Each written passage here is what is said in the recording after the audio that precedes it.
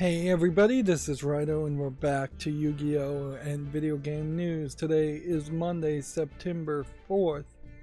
We got the timing almost perfectly, I think, today, starting early and not feeling super sleepy at this point. Interesting. So, a new selection pack is here on September 6th. Which is going to be Galactic Evolution. And why did that just trigger? I have no idea. But yeah. New cards include Galaxy, which has acquired a new appearance, and Purely, that has grown according to the love they received.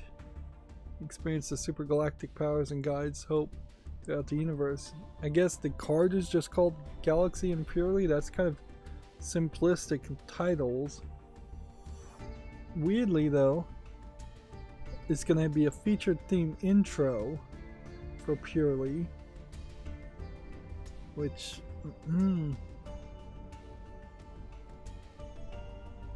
definitely seems like there's a new either way in which they're depicting information, or this might be an actual expansion that introduces like a new key phrase in the card game. Well, that could be exciting. Certainly, it's been over a year and they really haven't introduced enough new content in the time since launch. Let's go ahead and hop in the shop and let's see what this is weird that this selection pack really wants you to, they're advertising everything as 100 gems instead of like spending less. Like, yeah, they're showing the lowest price, but the better price by far is to buy a 10 pack. So over the weekend, up until just a few hours ago, I've been playing Disney's Epic Mickey 2, The Power of Two on Steam version, which I realized right at the end actually is missing the co-op feature completely, which makes a lot of sense as to why you were able to upgrade the health of Oswald, the second character, but not control him. Is that obviously on the Wii version or Wii U version of Epic Mickey 2, you could control him. It's a terrible game, particularly on PC. I didn't get all the achievements, which kind of peeved me off. It locked me out of several avenues of content. I missed 2 out of 16 of the 2D platforming sections, of which those are very short and not well implemented. Basically nothing in Epic Mickey 2 is well implemented. I wonder if it isn't a case that Epic Mickey 1 maybe was a lot better and Epic Mickey 2 is just the leftover garbage that they had available. On top of that though, you also have just weirdness that comes down to the creative design with weird, creepy animatronic Mickey, not Mickey, but Donald, Daisy, and Goofies that really don't play any role in the second game. But then that leads to more creepy visuals of like melted or animatronic Mickey Mouses in the background, and it's just very Tim Burton-esque, for lack of a better term, but I really wouldn't even call it Tim Burton-esque. It's creepier than that. And it just doesn't really have a place in the game.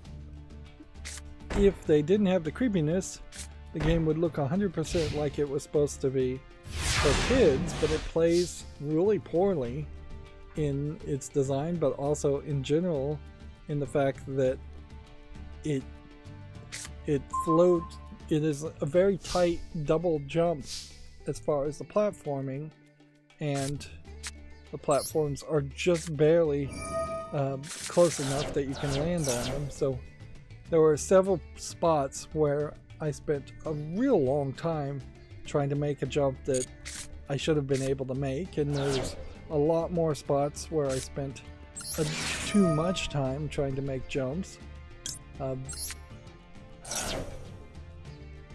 And that's the main gameplay mechanic, is the 3D platforming. The 2D platforming is actually a little bit easier because there is less of it, and there's not a lot of places where they are actually asking you to jump to high spots. Plus, in the 2D platforming sections, there's multiple paths, where in the 3D platforming sections, there really aren't multiple paths, and that highlights yet another problem. I really could just go down a laundry list of issues. There's just a complete lack of polish in Epic Mickey 2, which it's ridiculous that Mickey Mouse is tied to it, particularly since it would have been better if it had been a Who Framed Roger Rabbit game. Then you could have said this is for adults visually pretty quickly, and people would have gotten it, I think, a lot better. And it would have given you a character with more personality, I think, too. Whereas Mickey Mouse himself, in this case, kind of playing as the Sorcerer's Apprentice from Fantasia, but that doesn't really mean anything. It doesn't really matter. He is very personality-less. He barely says anything in the entire game. Oswald talks a lot more. Oswald doesn't have much better of a personality. I really couldn't tell you much about him as a character, and I imagine they were probably hamstrung in the fact that Oswald the Lucky Rabbit is probably a nothing character who was in a few black and white cartoons, and that would have been it.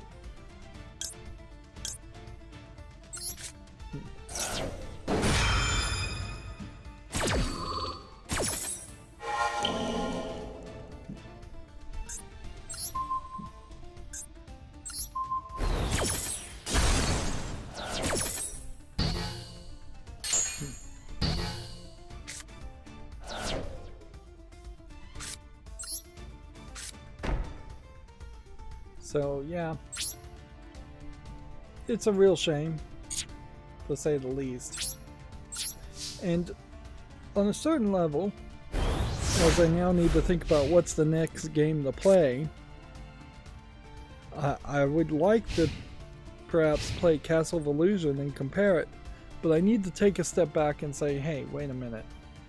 We just played a 20+ hour, way too long 3D platforming game with Mickey Mouse.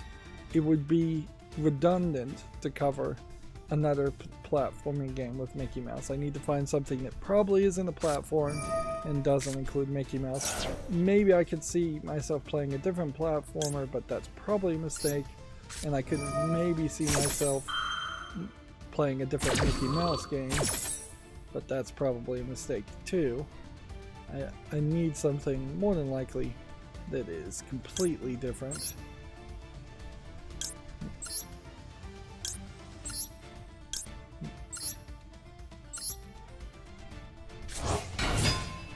I guess this trap card requires me to summon as many characters as possible, because it doesn't ask. It always pushes for the 4s, which is fine. It works most of the time just perfectly that way.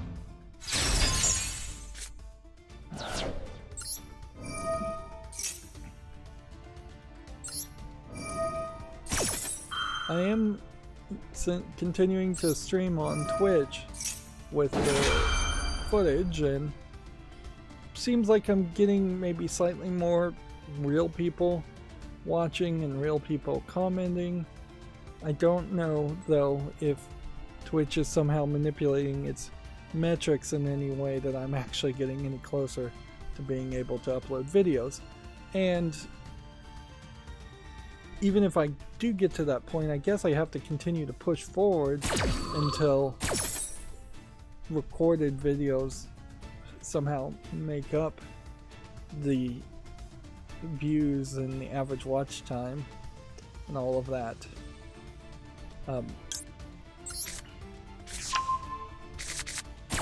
That you would generally expect to get from live streaming.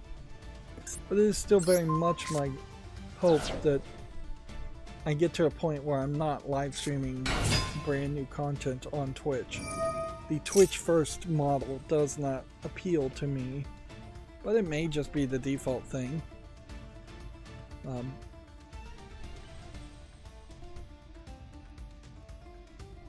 And in all fairness, even if videos stream brand new on Twitch first, they won't, the pre-recorded footage at a slightly higher recorded quality will air for 6 months or more, usually somewhere between 3 and 6 months at minimum.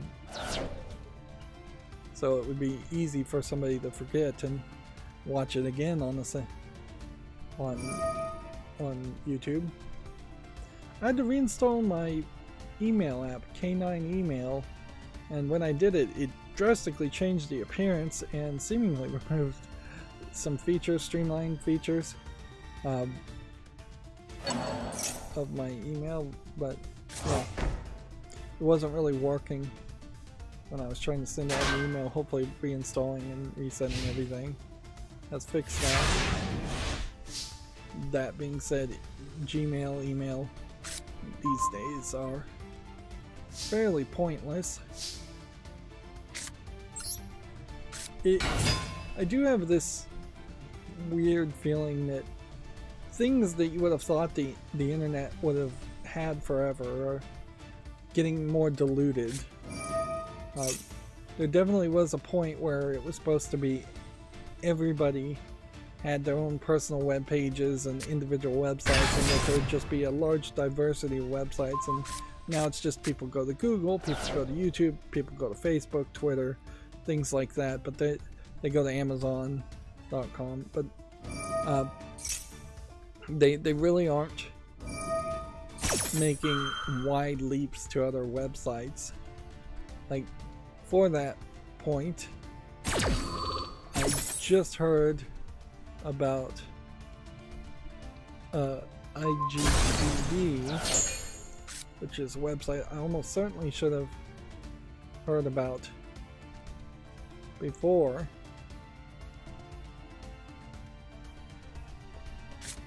This is a internet games database that is owned by Twitch, and if I was going to think of a game in particular that, yeah, let's just click it, Goodbye Volcano High here. If I was going to think of a website that would have a internet database on it, I would have definitely thought of Giant Bomb as being the one de facto place to check out.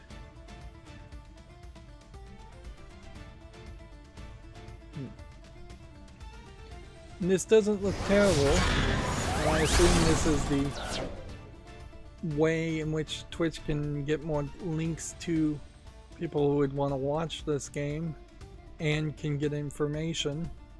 If anything, it feels like it's a much more cleaner interface than Giant Bomb's Wikipedia. And yeah, I guess the question to ask though is, Giant Bomb has an API on it where you can scrape information and potentially get information and use it, whereas without an API you're dead in the water. The Internet Games Movie Database also has an API.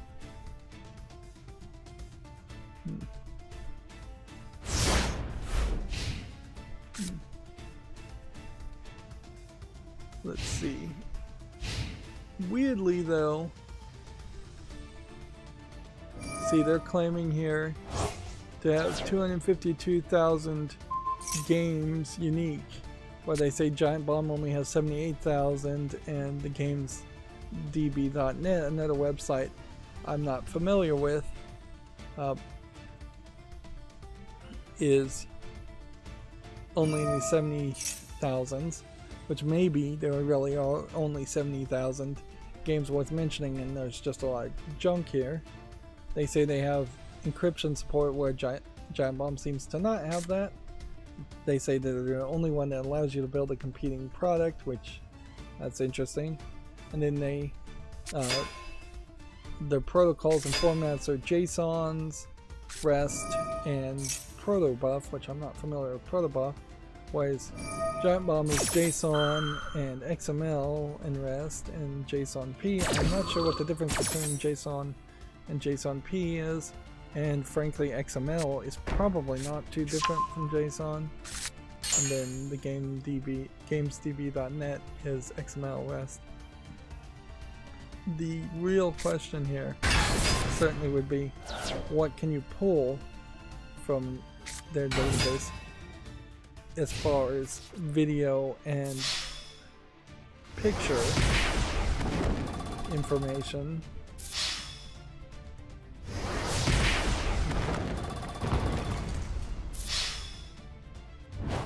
It's free for non-commercial use, and then they offer commercial partnerships for other projects.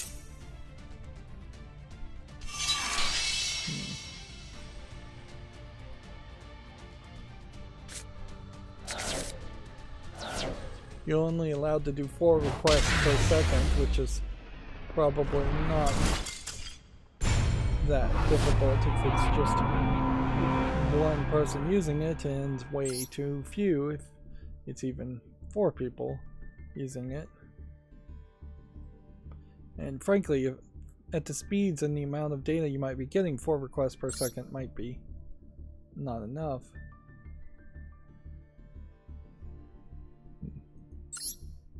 Apparently there are already some wrapper software such as Python that would help.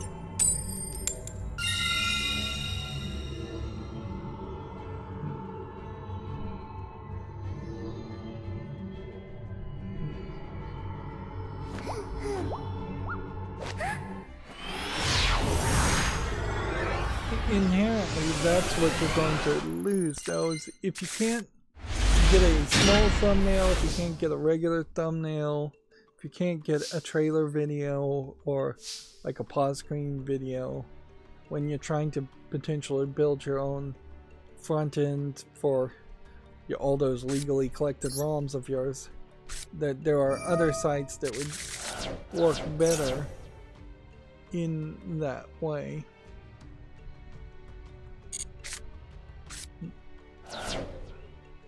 The actual text information is going to come down to just how accurate it is, and you'd really just have to double check and figure it out yourself.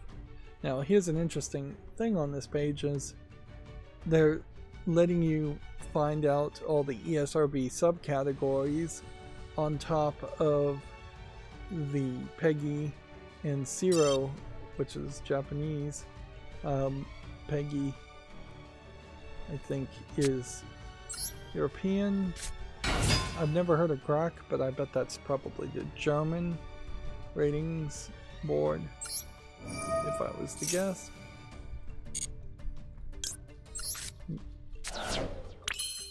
There's also one called Class, which might be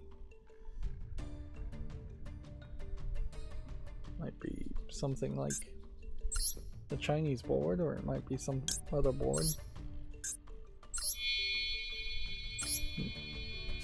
So just that list of knowing what kind of ways in which things can be integrated could be very useful to people.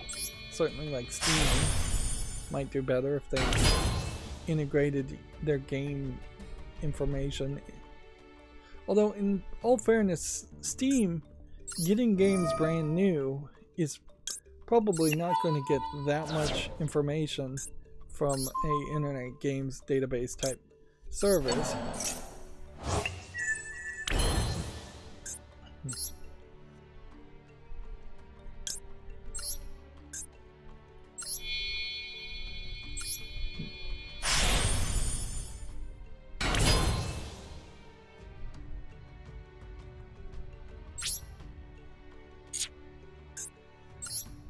Let's go and summon this one too.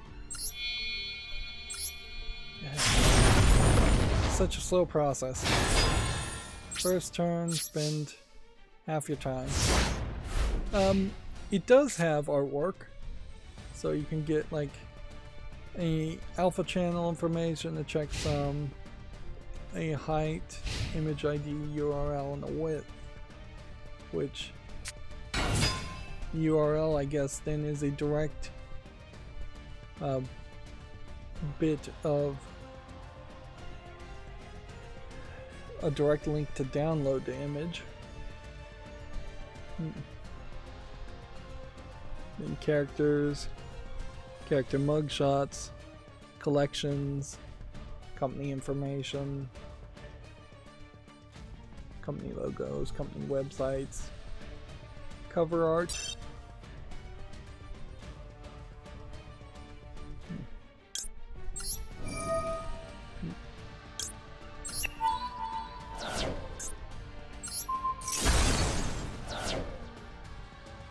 I kind of wish I would have known about this, or I want to know specifically how long this has been going on, this internet games database.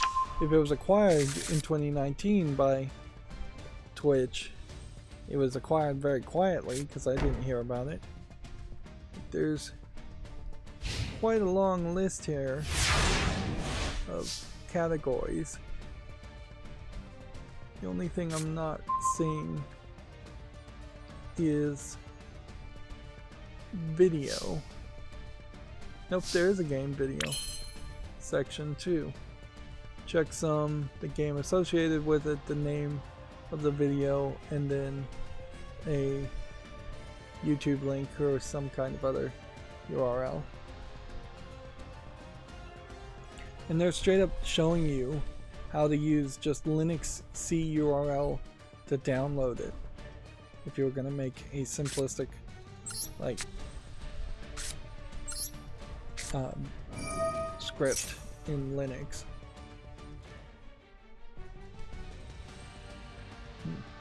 As a scraper. Interesting. All very interesting. Only real question I would want to know about it is about IGBB. I don't know if this is really video game news, though. To say that I personally just learned about something that has existed for a long time. Let's see. Their end game is to create your ultimate gaming website. I wouldn't go that far, but it needs to be like gaming information website, gaming Wikipedia website.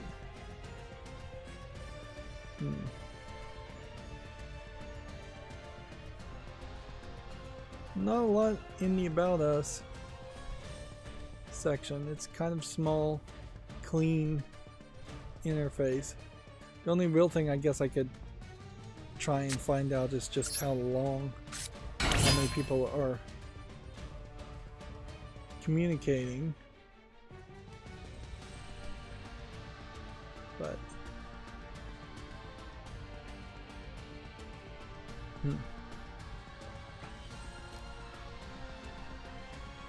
or how much it's just being updated in general.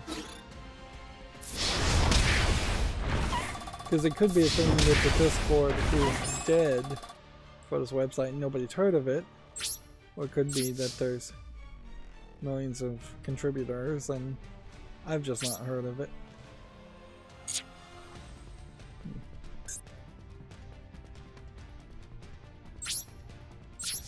gonna go ahead. Wait a minute, what? Why couldn't I summon Zeus there?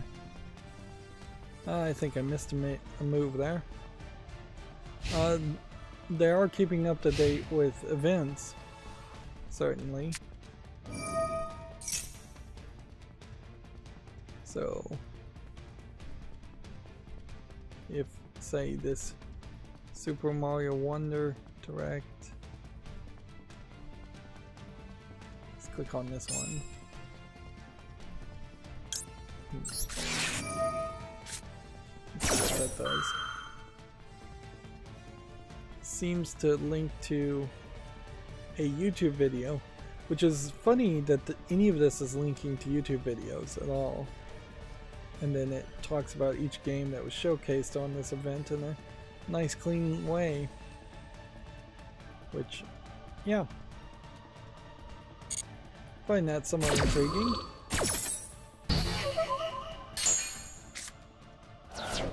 So I'm gonna have to play with IGDB a little bit more.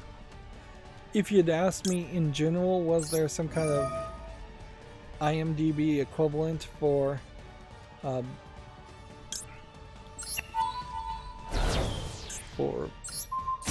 video games, I would have said sure, there is Giant Bomb, but it is pretty obvious that somebody would have just used the IMDb initials and changed it slightly to, instead of Internet Movie Database, Internet Game Database.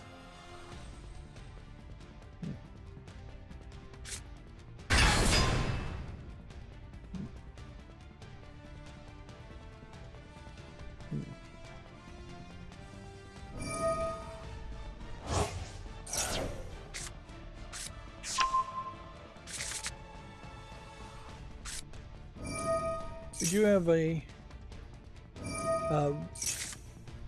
Video Games Chronicle article where CD Projekt has confirmed which new Cyberpunk 2077 features are free and which are tied to the expansion, which they definitely kind of pulled a fast one and implied that everything new as far as features and gameplay in the events were going to be free for everybody. Which, let's see, what is specifically in the expansion? A level cap increased to 60, a new district, brand new storyline and characters, new quests, gigs, boss fights and more, vehicle missions and airdrops, all new relic skill tree and abilities, 100 plus new items, weapons, cyberware and fashion, and a vehicle missile launchers.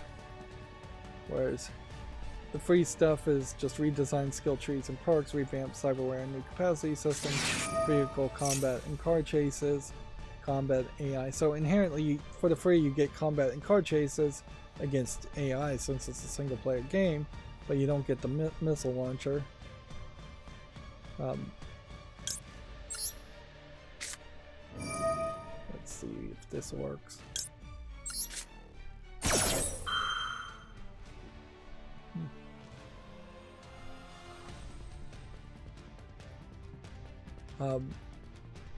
There's also a new police system and a UI and user experience, user interface, user experience, although I'm not sure what user experience really means. Loot items, crafting changes, and new radio stations,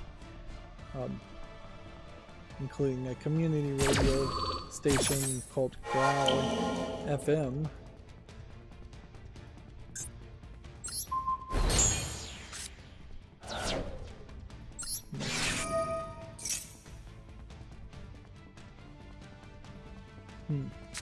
I've said it before, but it's worth saying again. Even though these do sound like nice improvements, and it does sound like Cyberpunk 2077, maybe in the prime state now, they've already lost my interest completely.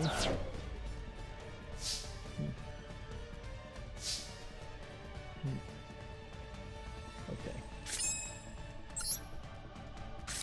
Try this again.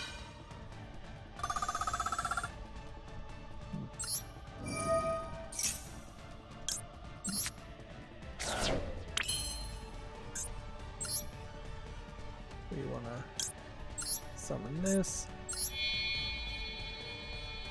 No.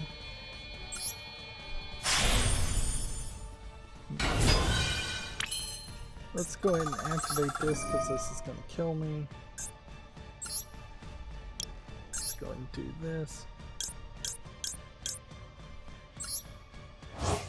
Whoops. One of those cards I should not have gotten rid of.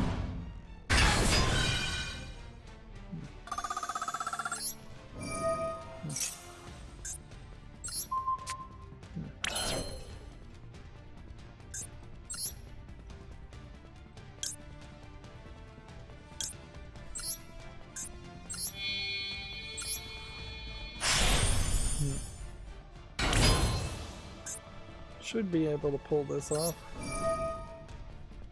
I may not win in a one-turn kill.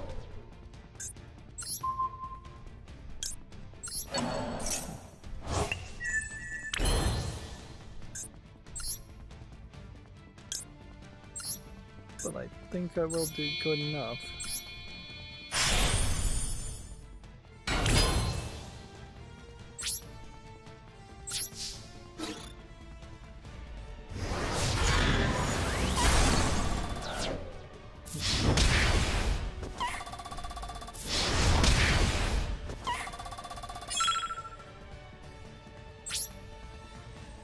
Go ahead and end the turn. Not a lot of news today because we're starting early on Monday. There is no desire in my mind to change the times I stream, but there would be a good argument to skipping Mondays and streaming on Tuesdays instead, because of the fact that no news really comes out on an early Monday morning or over the weekends. Although inherently, if I just left half of the news from Friday, it would just be the same thing. The news would be a little bit delayed then. I'm also, I talked about in the last stream the idea of swapping out some headline banners, and if everything works correctly, those will implement when we get to that point. Hopefully everything will work.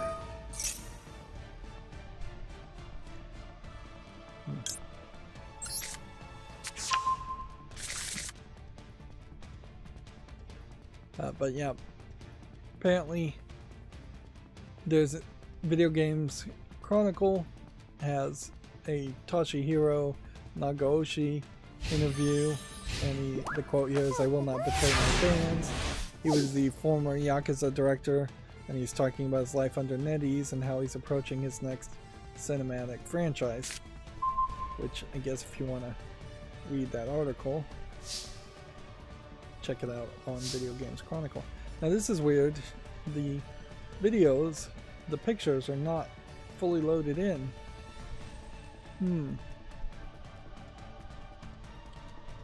I don't really know why that would be the case. Let's go ahead and activate this. Really don't have a lot of time to screw around here, so.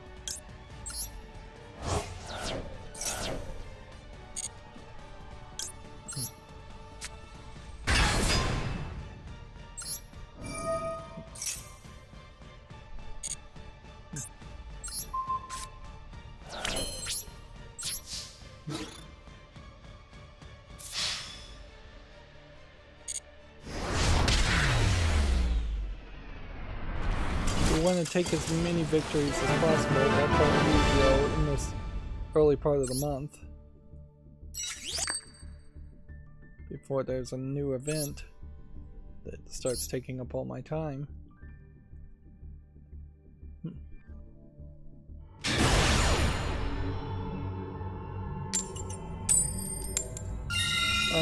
The Chinese room is now the developer of Vampire the Masquerade Bloodlines 2,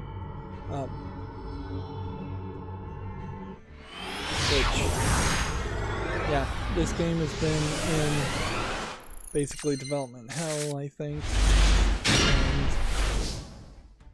there was another group of people, I believe, in charge. Let's see. It has shifted studios multiple times throughout development. Initially, it was meant to be developed by Hardsuit Labs in 2021, but then the developer was abruptly pulled off the project and it became indefinitely delayed. In 2022, Paradox CEO revealed that a new developer had been found and indicated the pitch was convincing enough to run, saving Bloodlines 2 from complete cancellation. In June, they began issuing refunds for Bloodlines 2 pre-orders, which indicated it was preparing for a grand reveal of the game. I guess we'll just do this since we can't do anything else. Even doing that's a mistake, because then I can't play this card.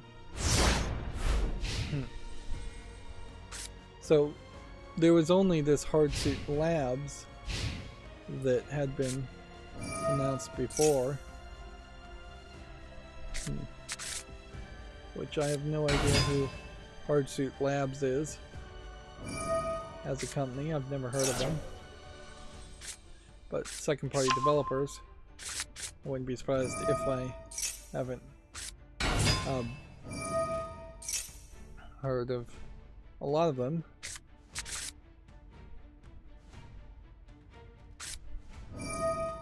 Let's see. Censored Gaming put out a video talking about how some of the drugs that are mentioned, such as joy and cigarettes and alcohol, that are mentioned in Lisa Definitive Edition have been censored on the PlayStation, whereas none of the other platforms, including the Switch, had that level of had any censorship seemingly at all. Lisa seems to be a very beloved niche RPG game. Visually, to me, it looks like nothing, but it must be telling a pretty good story. More people talk about Lisa these days than they do about Undertale, which arguably maybe Lisa and Undertale were both overhyped by some amount, by a large amount by mainstream video game journalists.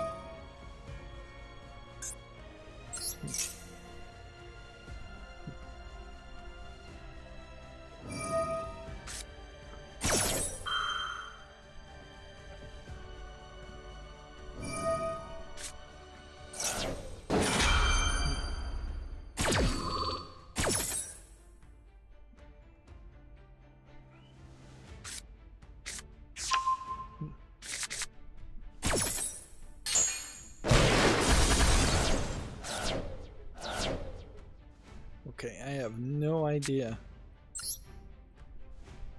what he was playing for at that. But weirdly, I can't do anything anyways. Censored Game finally feels like, well, Dan, the person in charge of Censored Game, finally feels like he's starting to get back on the right foot of actually making content again in a reasonable amount of time, instead of being held down by terrible personal tragedies, although I still don't think he's really out of the worst of it. There is definitely this problem where there is a working homeless population in a lot of places, in this case the UK, where it's just too expensive to live somewhere. You can be working a job, you can making making enough money to feed and clothe yourselves, but the housing just becomes a big problem. And even if it's not an expense, it may just be an availability. And in a lot of those situations, like they use that phrase, a lot of people are just one paycheck away from being homeless, and most United States people are potentially one paycheck away from being homeless. If they are living paycheck to paycheck, and they can just never catch up.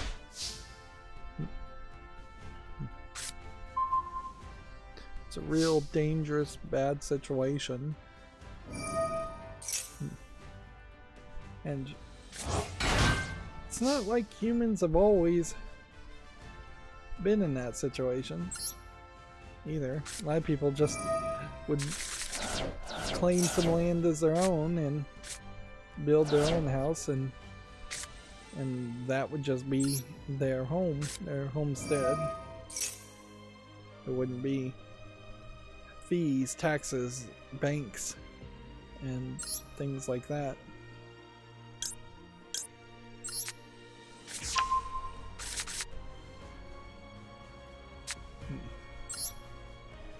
Of course, the price of other things like healthcare have also just incredibly skyrocketed in the past few decades, and that has bled the middle class and the lower classes around the world, or particularly in the United States, dry.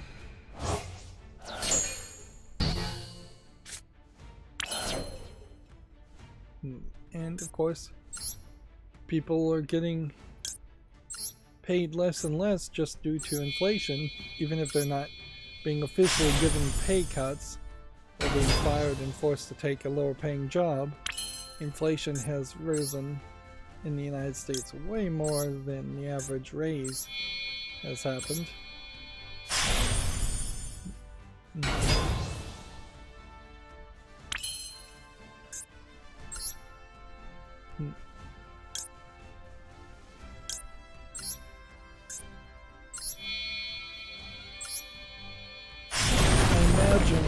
Billionaires and trillionaires want people to think that they created their billions and trillions out of nothing, out of just some weird magic of stock trading or accounting or market manipulation, when regardless of how many loops you really have to jump from it, like, all the money in a billionaire's pocket is almost certainly coming out of some other person's pocket. And that's why it's basically impossible, and this is an idea that was said in the Bible thousands of years ago. It's basically impossible for a rich man to get into heaven, in part because it's basically impossible for a rich person to morally become rich. There's just no way. And even if you just inherited a lot of wealth, is it even moral to keep that much wealth and stay a rich person? Because it probably isn't, in most people's opinion, most philosophers' opinions.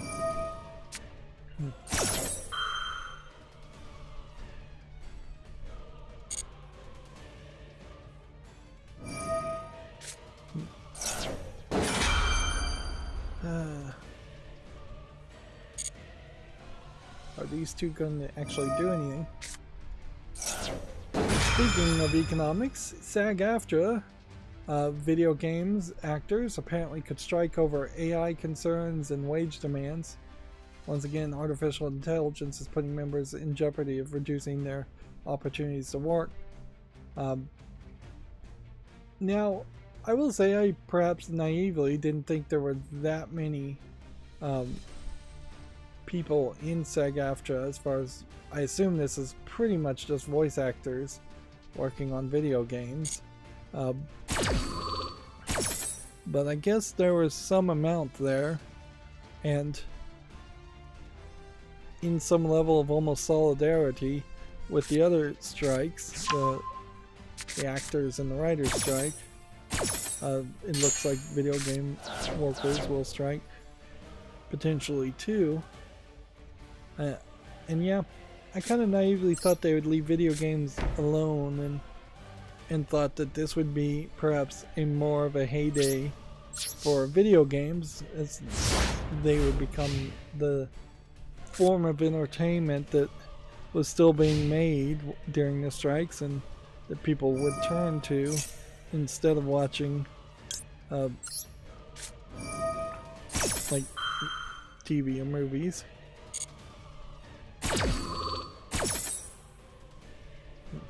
Although inherently, I guess, you're just not going to get the kind of general strike that needs to happen if strikes get divided and conquered between different industries or slight differences in different industries.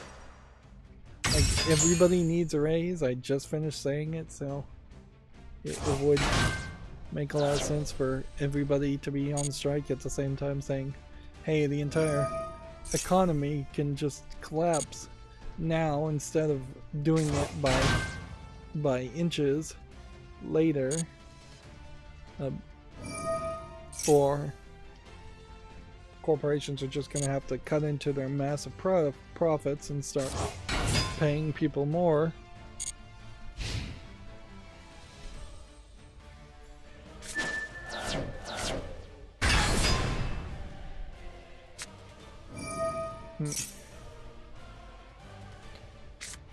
It'll be certainly interesting to see how effective a strike would be amongst video game voice actors, because particularly in that industry, you could probably do fairly well without having voice actors happen. You could just opt to instead have text pop up on the screen. And I would say video game voice actors, which again I assume are the SAG-AFTRA people in video games, instead of programmers, which would be the CWA, Communication Workers of America Union. Like, I would say that the Game Workers GWA, spin-off of the CWA, is almost certainly better suited and deserves to go on strike more than the voice actors do. Everybody potentially deserves to demand better treatment, better work conditions, and better pay, but overall, getting and frankly forcing programmers to work just 50 hours a week instead of 100 hours a week would be better for the game industry. And we just had Baldur's Gate 3 come out, and that's a huge game, and it again potentially sets a precedent that cannot be upheld by other game developers. And yet that may be the new precedent that everybody expects as far as game length and quality. Having just finished Epic Mickey 2, that game is long, but in all the wrong ways. Not because it's a quality product, but because Mickey Mouse is scaled oddly small. He walks about half as fast as he should. To walk from one edge of a 3D area to another takes what feels like a minute and a half when it really should take maybe 30 seconds at most. There's just some real problems there as far as how games could be stretched out to be very long. Having 160 plus pins to collect, and then not really having a fast or easy way that you would collect 160 plus pins is kind of ridiculous.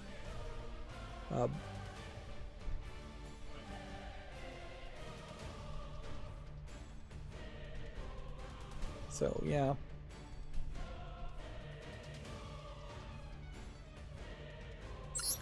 Move on to the battle phase, I guess.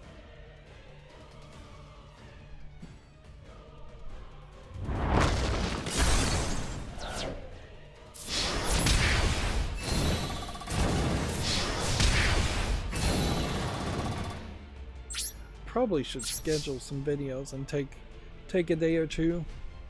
It would make a lot of sense to play a Switch game also and take a little bit of a break. But yeah, if I take a break now while trying to stream to Twitch, and this is a problem inherently, even if I'm not trying to really be that successful at Twitch, just to be successful enough to upload videos is potentially meaning that I'm never going to feel confident that I can take a break.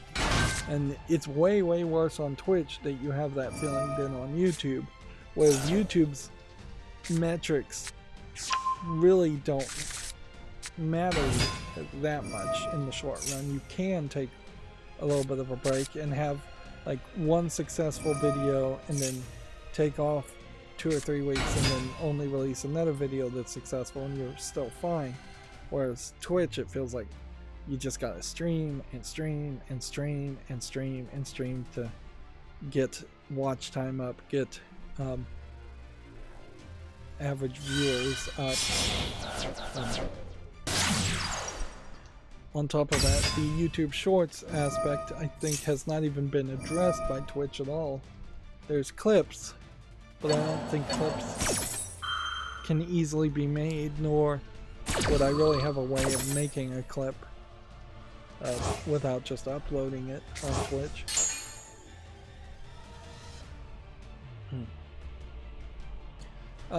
We have a GameDeveloper.com article saying that Tim Sweeney says Epic Games Store is open to devs using generative AI.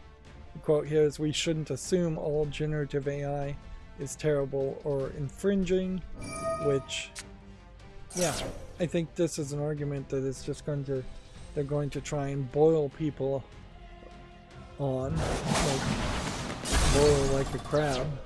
They'll just slowly put more and more pressure and slowly do more AI positive rules and make more things with AI until everything's made with AI and no amount of complaining from the end user matters. And since we know boycotts basically don't work in video games, I don't know any other solution. Now, the good news is artificial intelligence, or AI generated content, is, I think, fairly universally been ruled as not copyrightable. But there is probably a two-phase way of looking at that needs to be addressed more, because it isn't just that AI generated content it shouldn't be copyrightable. It should also really be looked at as copyright infringing based on what the base information going in is.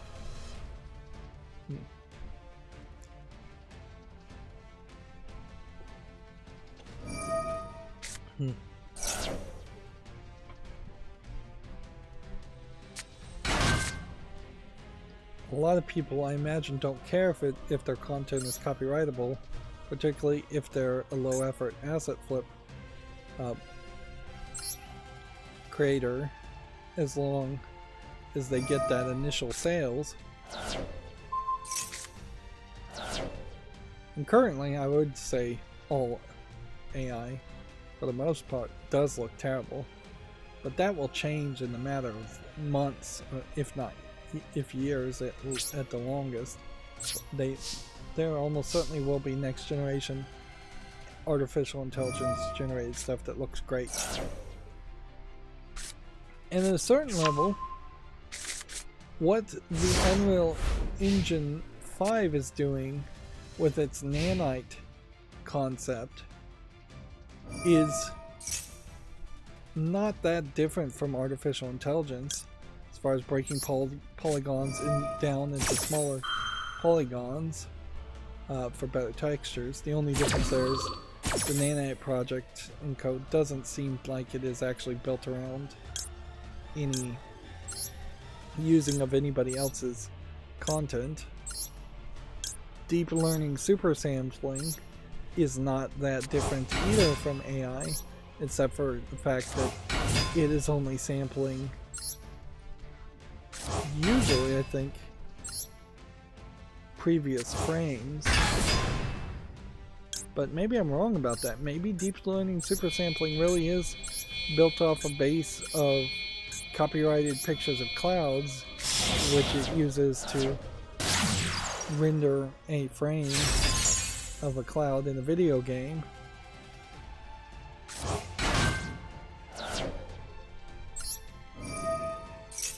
I'm trying really hard here, and none of this is working.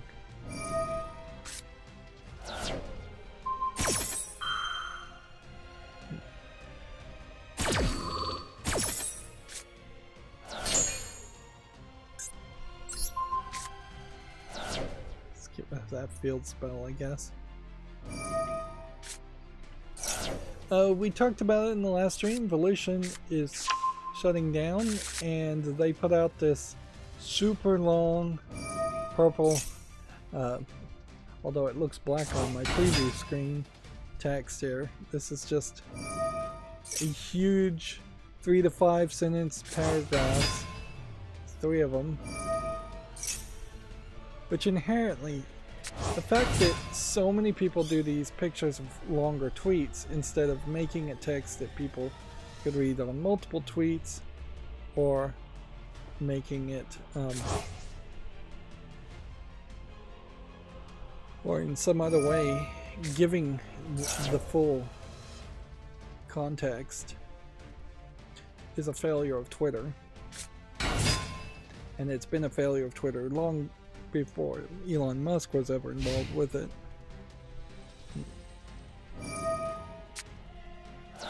Which inherently, I guess that means the original concept of short text is a failure.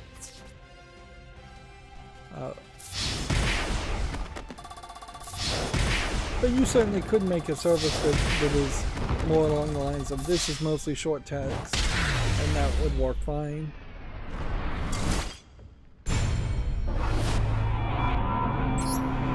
So, I believe the producer of Final Fantasy XVI was really pushing people to buy it on the PlayStation and not inherently assume that it was going to come to any other platforms. Well, that is out the window now, because Square Enix has confirmed that Final Fantasy XVI PC version and DLC plans are in the works. A significant update is also going to be released for the PS5 version. Now notice here, Square Enix is one of the companies that was the company that came on stage with Microsoft a couple months ago and said that Microsoft and Square Enix were going to have a better relationship. And notably here, there is no talk of even an Xbox version in development. So, yeah. I don't think the relationship between Square Enix and Microsoft really means that much. And you'd pretty much be a fool to actually trust Square Enix to start to put their games on the Xbox. If they are going to put games on the Xbox, I would heavily suspect they would start to put some of their older Square Enix Final Fantasy games on the Xbox and see it as a completely different market, releasing like the remastered versions of Final Fantasy 1, 2, and 3, or maybe getting to the point where they're releasing Final Fantasy 7 Remake on the Xbox if it isn't already there. I'm not sure if it is there or not.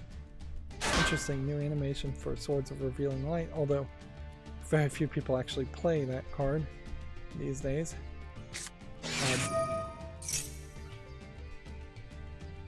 But yeah, we increasingly are seeing a new generation of gamers in Japan who are potentially embracing PC as a viable competitor to the PlayStation, which is not selling particularly well in software or hardware in Japan.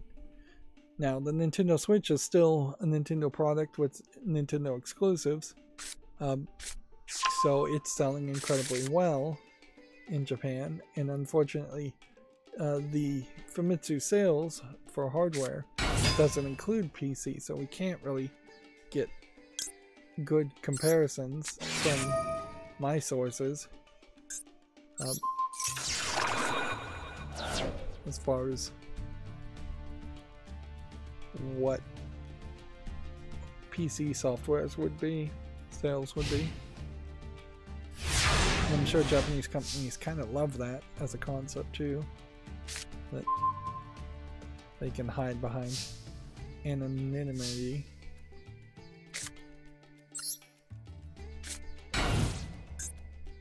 Okay, well, can't actually attack with that, come to think of it.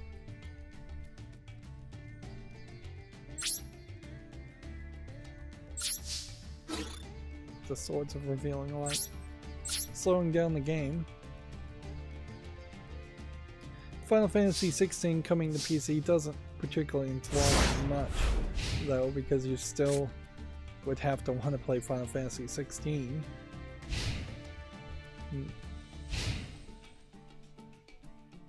Let's see. The National Video Game Museum is again asking people to vote for them winning in the Best Museum category of the Dallas Observer, but they are specifically also asking you to only review them if you've actually been to the museum.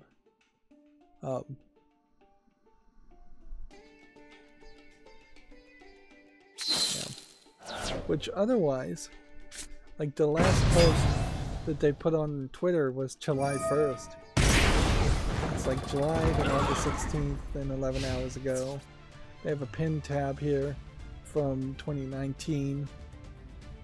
Like, they really don't have much of a social media presence. Although they are a museum, and I imagine they are doing fairly well at just being a museum in general, and bringing in ticket sales and educating and displaying their collection. They don't inherently seem like they're growing much as a museum, whereas most museums aren't likely to get another Picasso or another Mona Lisa, but a lot of museums do shift things in and out for display, and video game museums in particular are one of the few kinds of museums where you could get new additions and show different things non-stop. Like, I don't even know if they really even have a game library, which it would probably make some sense that they would have a game library, and in that game library they would ask for donations for, I guess, unopened versions or opened versions of discs. A playable game library where kids could come and play any game would be certainly nice, but also just having a game library in the background for reference would be very helpful.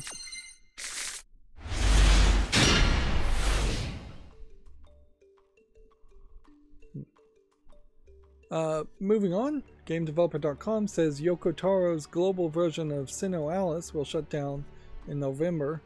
Square Enix is calling quits on another mobile title this year. My mobile title, Destiny Child, ends September 21st. So I only have a couple more weeks before Destiny Child is fully finished. And yeah, I'm still working on it and trying to get as much unlocked as possible, and I think I'm doing a pretty good job on it. There was a trick as far as one of the gameplay modes can be reset and done 4 times, and that is the best way to get gold, and gold is the thing that I can use the most of right now as a currency. So had I been playing better, I could have had more gold. I could have potentially gotten a little bit further than I probably will get. But I feel like I'm going to miss one spa skin at most, because it was a crossover event character, which doesn't mean I can't get the spa skin, but I'm highly unlikely to get it. And that's a lot of the reason on that is because I didn't actually play the spas at all, and I should have. Went back when the game was thriving. And then I might miss one skin from what they call the Rebirth Lab, and I probably will miss a bunch of peppets, and I might miss 2 or 3 of the items called soul carders, which are just cards. But overall,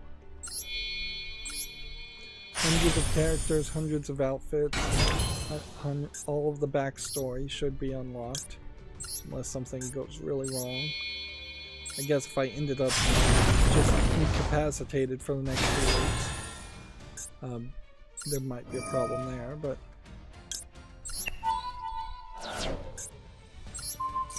I think I'm going to get everything else.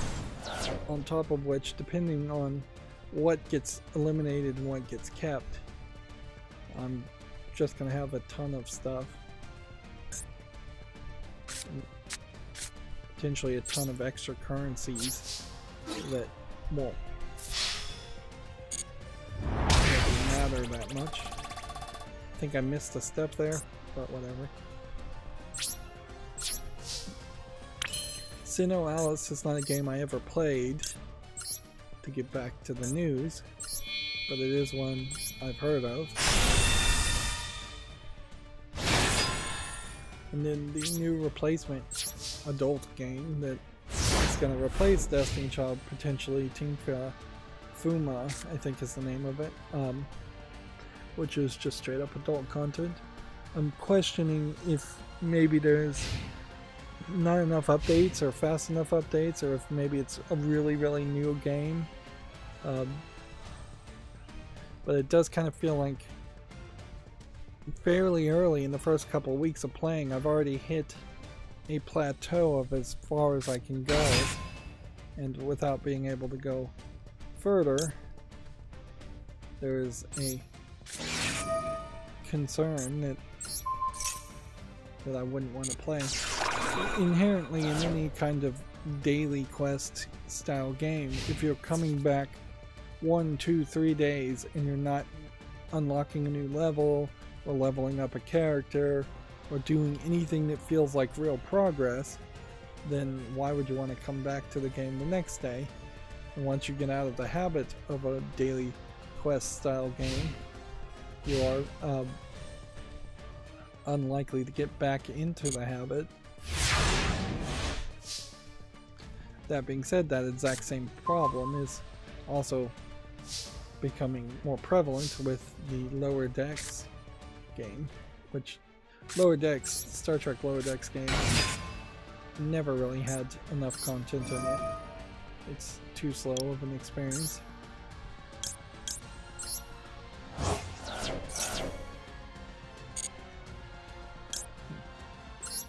I'm gonna do all these tricks, and then there's gonna be something here that is gonna prove I didn't read this card.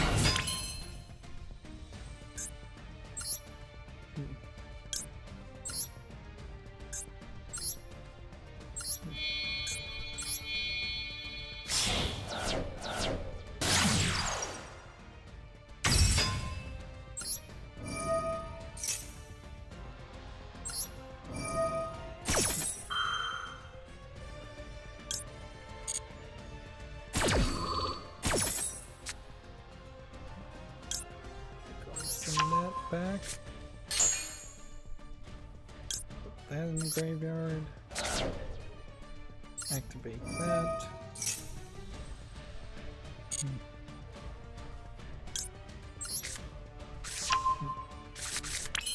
This needs to be the last game. I've perhaps been paying a little bit more attention than I normally would.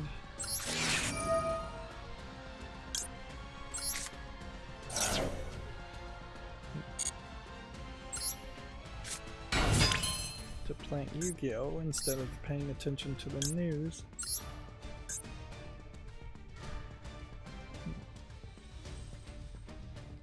I guess we have to do this now.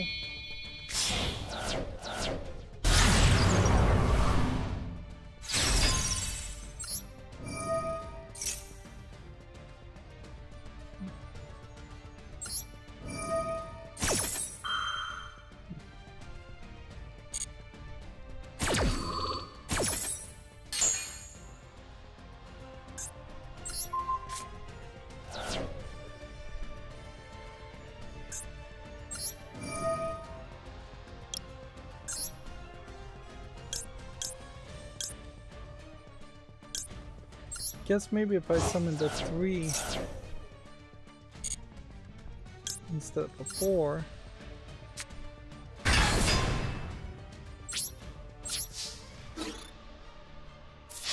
So yeah, unless this guy had a Rydo or something to prevent him from taking any damage,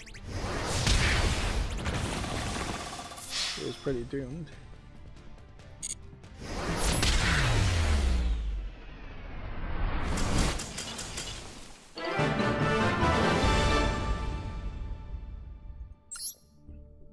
So yeah, end on a victory. We're still getting what seems like the same old cards. Still a lot of work though to work up to ranked. We're gonna have to just get a lot of victories. Let's see, I imagine got most of the daily quests. Yep, solo mode, login. Today is the 4th.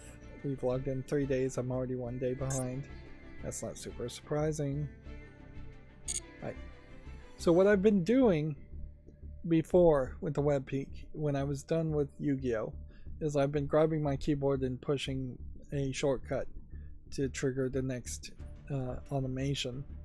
And that's something I want to try to avoid and have everything just mouse and keyboard controlled and triggered in other ways. So we're gonna try that and see if that kicks in. So inherently that means that the Yu-Gi-Oh will stay at the top right for a brief second as we finish the big news stories, and then it will go away. Larry Herb, formerly known as Major Nelson, and I think that is his new title, is formerly known as Major Nelson, has once again been tweeting some weird stuff. On one hand, he's playing Starfield. On the other hand, he's bought a Flipper Zero hacking tool, which is okay, a little weird. And then on the other hand, on the 1st, he was visiting Apple. So we've seen him visit Nintendo, we've seen him visit Apple. I never saw him do any kind of visiting or tweet about visiting any other potential competitor to Microsoft. Would Larry Herb be a good addition to Apple, particularly Apple's lack of interest in gaming, if they wanted to actually be interested in gaming? Potentially, although I don't know. The fact that we've seen him somewhat publicly visit / I assume interview or do a soft interview for Nintendo of America and Apple really makes it feel like he was really sidelined and fired as an employee and just did not see it coming, because it definitely doesn't feel like he's just taking some time off, or that he is or that he has had something lined up. But yeah, he might very well just be trolling too. He may have a job lined up completely, and then he's visiting Nintendo and Apple just to throw people off. Which, yeah, I'm still not 100% sure that I would believe he's just going to end up working with a game company and wouldn't end up working in a slightly different industry completely. When you are at a certain level of management, the BS you do and that you're required to do as a manager is pretty interchangeable. You're hiring people, firing, you're setting project goals, you're evaluating whether divisions and departments meet project goals. You don't really need to know about whatever the widget that's being produced. It might be helpful if you know about it, certainly, but you don't really have to have a passion for it. I also wanted to point out that Second Dinner is hiring again. They're looking for a lead, I assume that's project manager, for an unannounced super fun video game, an associate director of data, a senior security engineer, and a senior video effects artist. Which, yeah. There really is no reason to have any faith in Second Dinner or Ben Brode, but one of the things I did say in my initial disappointment with Marvel Snap, which was fairly early, basically the first day I played Marvel Snap, I found it lackluster. But one of the things I said fairly early is that maybe they are just getting some funding and some income from Marvel Snap, and we're going to see something much closer to Hearthstone as their second game. We can always live in hope that that's the case. I just wouldn't say live in a lot of hope that that's in the case. It'll be certainly interesting to see what they announce, and those hiring positions don't really mean anything. We had already talked about that game, so that's that. There is the PlayStation PC publisher sale still going on, and I guess there's the Strategy Fest still going on, which I haven't really been doing anything with that. The PAX West exhibition is also happening, so you're having effectively two events overlapping each other on Steam. Let's see if the PAX West event is giving any kind of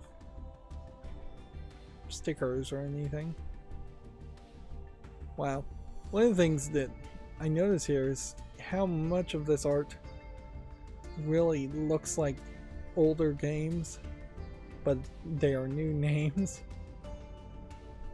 Maybe in my mind I've finally just seen it all. Some of these games though definitely are older games. But yeah. Not every thumbnail certainly can be a completely new and creative. They're all going to be kind of cartoony and colorful, or they're going to try to be realistic in their graphics, and then they usually have a cartoony logo even at that to jump out. If somebody did have either very, very colorful, like this Castle Crushers, which jumps out, or just a striking black and white art style, that might stand out too. I think there's also something to be said with scale, in that a lot of these thumbnails are probably a little too small from my monitor looking 8 feet away. But yeah, no stickers there. Weirdly, Larry Herb, I guess not at PAX West.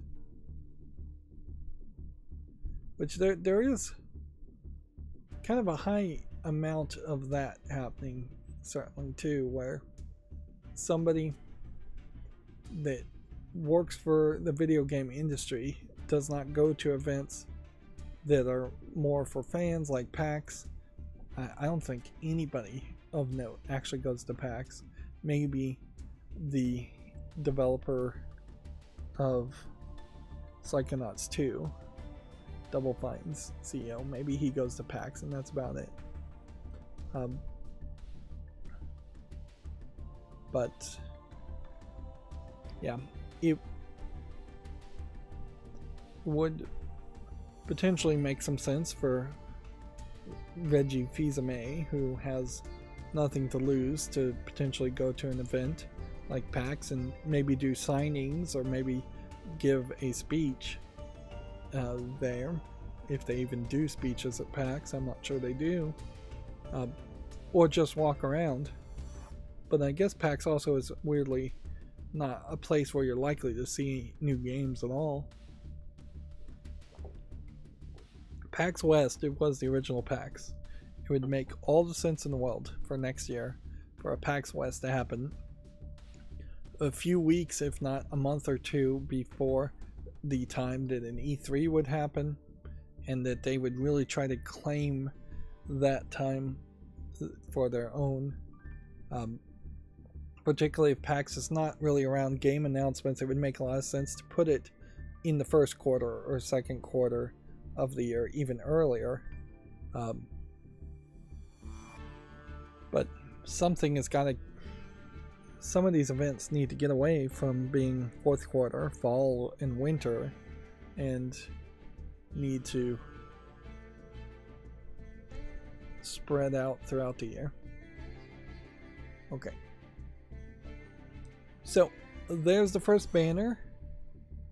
It's not particularly, I think, the prettiest thing ever, and I don't think it is quite 100% there. Needs to turn off on the web peak the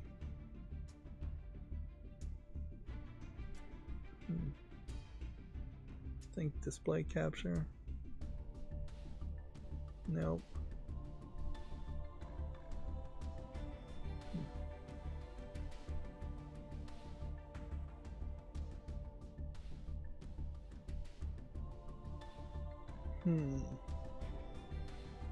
Where is it? Game capture is turned off.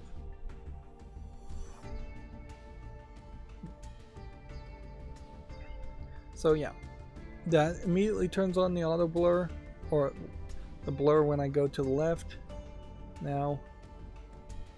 But weirdly, I didn't update the blur, so blur would be showing me the text crawl instead of showing this banner.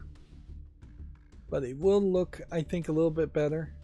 It's actually quite the trick, I will point out, to get this color gradient.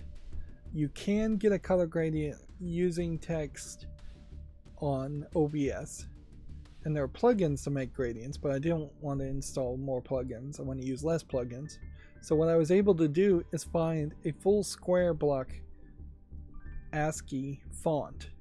So some of the Unicodes that is just all the pixels are black, or all the pixels are solid instead of see-through, and then copy that same character over and over again. So what you're actually seeing on the gradient is a bunch of characters of full pixel, and then the color gradient on the text as a feature in OBS is making it a gradient, which when you get to gamedeveloper.com, if it was correct here and lined up, that's supposed to copy this gradient here. Although noticeably, a giant gradient at the top as a banner is in no way comparable to a thin gradient here. And I don't think it's quite the same colors, but I tried to get as close as I can. You get a color picker option in OBS where you can just click over a pixel and collect that color, but it to get the exact metrics, I'd probably have to look at the HTML code and struggle with that. So yeah, it's still a little rough. It needs a little work, I can see. But the point of having the banner instead of having the crawl is that the crawl up until this point would have already covered the news that we're covering, and the banner is a way of saying, hey, we are in the news, we're looking at Video Games Chronicle, here's a cross-reference back to Video Games Chronicle. So the asterisk news, asterisk Video Games Chronicle, asterisk news, asterisk at the top, and then https www.videogameschronicle.com.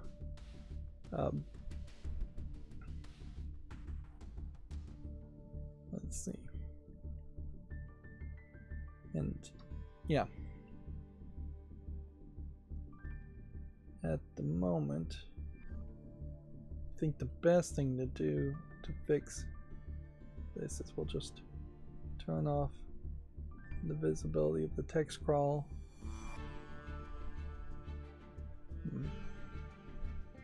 There we go. That'll fix that. So we don't really have a ton of video game news to talk about from Video Games Chronicle or any source today. Again, because I started early. But Starfield hit over 230,000 concurrent players in the first 2 hours of Steam. We should actually check that out and see what the peak is now. There's 199,558 people playing right now. 24-hour peak was 245,183, and that was the all-time peak. Now, since September 1st, when people had to pre-order, it seems like it is moving up to higher and higher peaks, but there are also certainly some times here in which people aren't playing. 8 o'clock UTC seems to be the valley. 8-9 UTC, which, yeah, I imagine that is in the Western world a poor time to be playing. Let's see. It's weird that they're using that measurement, though, universal time, and not letting you convert it to local time. But yeah, if I was to guess, 1500 UTC is probably Greenwich Mean Time UTC, or somewhat close to that, which, let's see, subtract maybe 6 hours, 5 hours, let's just say 5 hours from that to get Eastern time. So 1500 would be about 10 o'clock in the morning to a peak of 5 o'clock in the evening, or 3 o'clock in the evening, afternoon, which would make sense. Then little drops as you approach what would probably be, let's see, 0 would be 24, subtract 5 from that, and then you would have 1900, 7 o'clock, 8 o'clock in the evening. Then you have fairly large drop-offs as you get deep into the midnight time frame, 5 in the morning, yeah, 3 in the morning, and yeah, it's not until about 10 o'clock that it jumps back up. Alright, I may have made some sense there, or I may have just spouted a bunch of nonsense, depending on what UTC is. Suffice it to say, Starfield seems like it's being played by a lot of people.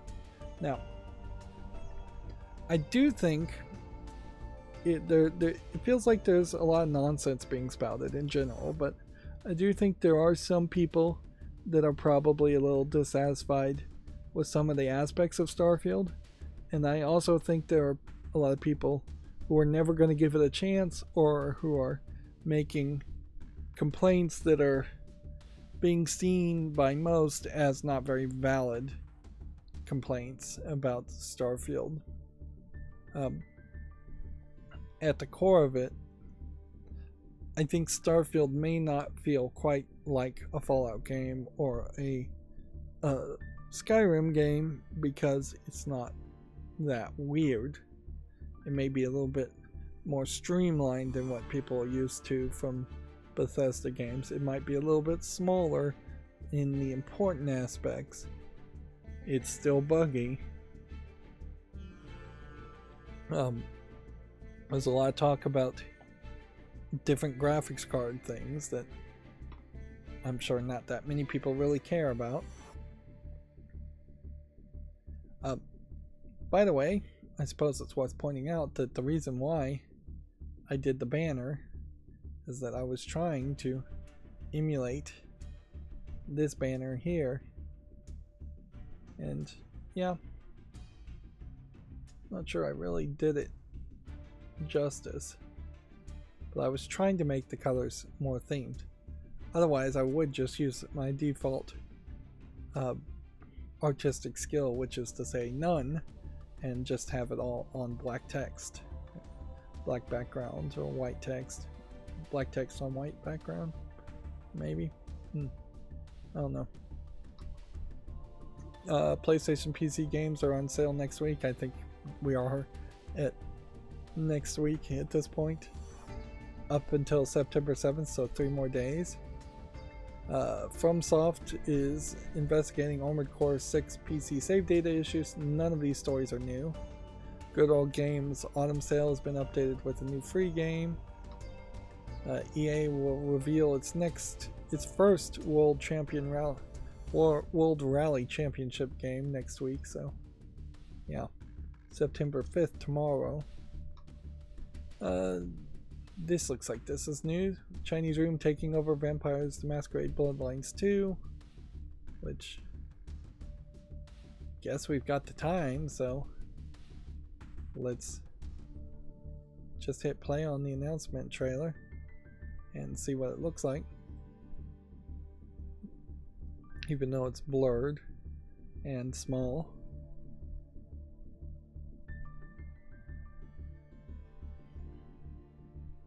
So I'm hearing somebody singing a almost acoustic song. It's very vocal, it's not actually acoustic.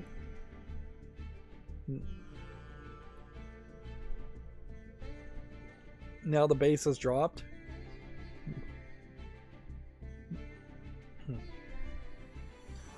I can't help but wonder if Vampire the Masquerade may just be another overhyped either game series or role-playing tabletop game. It's a role-playing game, I think, more than it's even a tabletop game.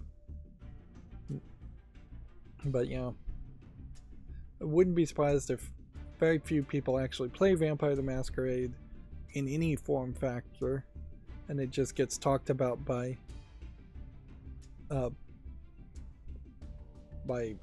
game reviewers and people in Hollywood.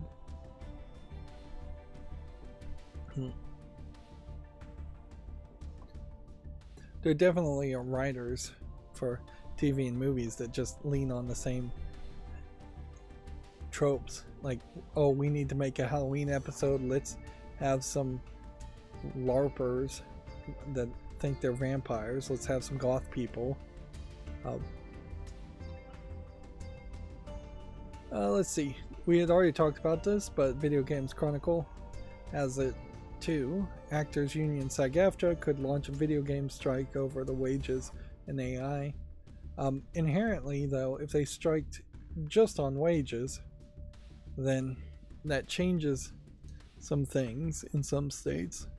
So throwing AI in there as another aspect is helpful, even though it's probably something that they would only be a little bit concerned about.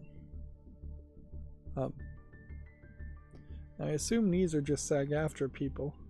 That kind of looks like Carrot Top, but I'm not sure Carrot Top is. It would even look that young.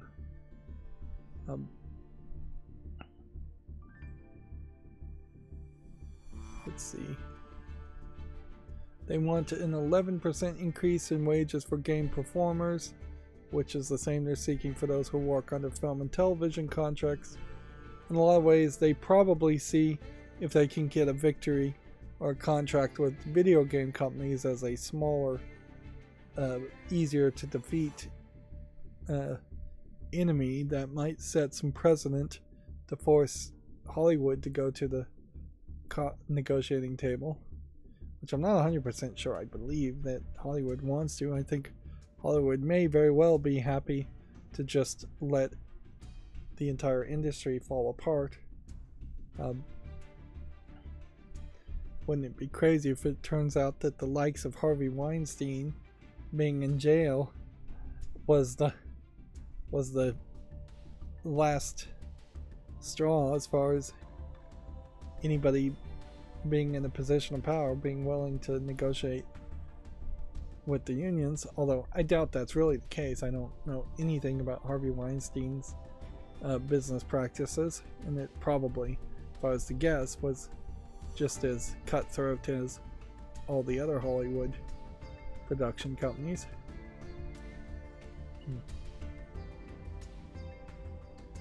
Yeah. The companies in negotiation include Activision, Disney, EA, Epic Games, Insomniac, Take-Two Productions, and WB Games.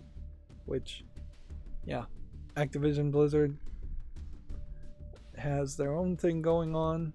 Disney probably wants to license games way more than they actually want to produce games themselves. I'm not sure if Disney shut down their internal game development company, so I don't think any way that they actually are developing any games internally, although they may be the publisher, so it may not really matter if they're hiring second-party companies to develop the games. They still are probably negotiating contracts. EA sucks, Activision sucks, Epic Games sucks, Insomniac Games sucks, and let's just say they all suck. These are some of the bigger publishers out there. WB Games, definitely some of these have real reasons why they couldn't possibly agree to anything unless Warner Brothers in general agreed to a contract, because Warner Brothers as a parent company is not going to let their subsidiary Warner Brothers Games agree to anything. Same is true for Disney.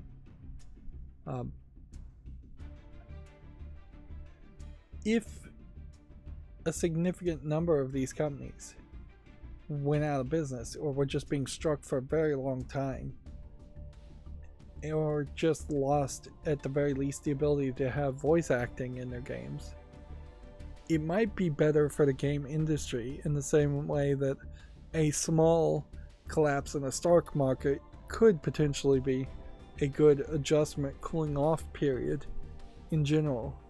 We have this ever increasing demand for bigger and bigger budget games, which a lot of that demand is coming from the production companies and not the actual gamers themselves. But if all of a sudden several of the big players in the game industry said, actually we can't make a $70 AAA game that's 200 hours plus, full of games as services and microtransactions and DLC. All we can afford to make is a $60 game that is maybe closer to a AA quality game, without games as a service, without DLC, without microtransactions. Although it is a big stretch to say if they lost voice acting that would be the case. If anything, they'd almost have to just come together and collude to make smaller games in general for the same price, almost certainly, as a way of combating things like Baldur's Gate 3, which is really controlling the narrative on how much quality should be in a game and how long a game should be. It has set a major example, and now a lot of companies like WB Games are going to struggle to reach that standard of quality by raising the bar. Let's see, Nintendo showcased 20 minutes of Mario Bros. Wonder gameplay.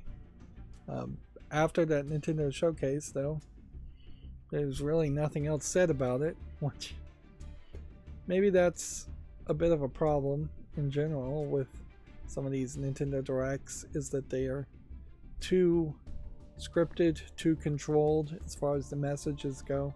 Maybe they come out a little too early. I imagine little kids might be somewhat hyped on this. This does highlight something with the elephants, that these kind of elephants in this style of anthropomorphic elements standing on their hind legs would almost certainly be seen in a Disney movie or Disney animated short. That Disney should own this art style, and you should be seeing elephants like that fairly frequently, whereas there was Fantasia with the dancing elephants, and maybe Dumbo, and then Fantasia 2000, and that's probably the last time we saw the dancing elephants. Was the sequel to Fantasia that nobody even, I'm sure, remembers, which that highlights the bigger problem. As I was playing Epic Mickey, is that Disney has just really dropped the ball with Mickey, Donald, Goofy. All of those characters should be getting shorts, like a new short from at least one of them should be coming out every month on Disney Plus. It should be a big deal, even if it's only 5 minutes long. But they should constantly make Mickey Mouse and Friends cartoons to keep them relevant, because that's going to be very hard, as it is 60 plus years old, I would imagine now. But also, Mickey should be the Mario equivalent in video games. He should have, there is Disney Speedsters, so he is in a racing game, but there should be like a Disney Mario Party equivalent.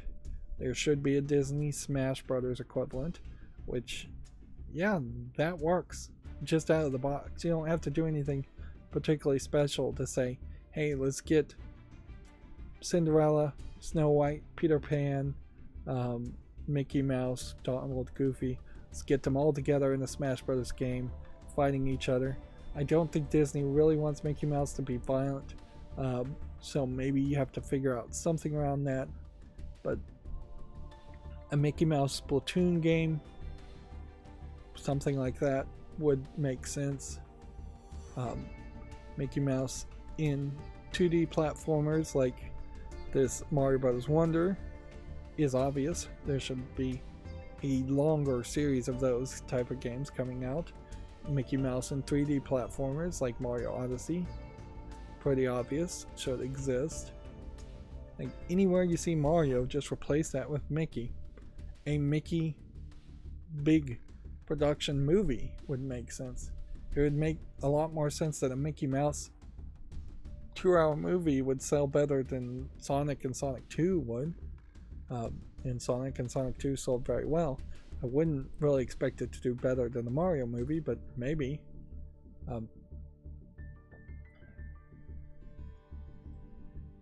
Yeah. They really should get back to their roots with the animation stuff and slow down a little bit on the Marvel movies, slow down a little bit on the Star Wars content. Yeah. And yeah, you're gonna have people boycotting Disney for a lot of different reasons. That's always gonna happen, but you just ignore that part and get back to business. Also, they need to heavily diversify more away from their Disneyland, Disney World locations, because that's something that I'm sure is going to lose income eventually as the ticket prices go up and up and up. There's another problem with Epic Mickey 2 is that the locations were loosely based on Disneyland, but it really wasn't a good comparison to Disneyland. I would have much preferred to just walk around the real Disneyland and take a bunch of pictures, because there was a photo mode in it, but the photo mode really didn't do much. But yeah, if I could have just had a one-to-one representation of Disneyland, or if there would have been even an expansion of what Disneyland was, so the locations you did visit were bigger than the locations on Disneyland, that would have been nice. But it really didn't work that way. We already talked about Final Fantasy 16 PC version and DLC plans. Did they actually say anything about the DLC plans? No. Like wall of text here. 2 installments of paid DLC, it says, although no real guarantee that the paid DLC is significant new story or anything. It might just be horse armor or something like that. Yeah, I don't really think I like the gradient as it is here. I feel like that's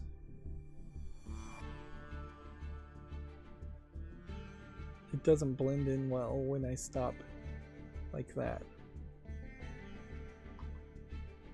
And then Bethesda execs say that Redfall, here we can go ahead and reload this so it looks better. Bethesda executives say Redfall won't be abandoned and that it'll get to be a good game someday. Someday it will be a real boy.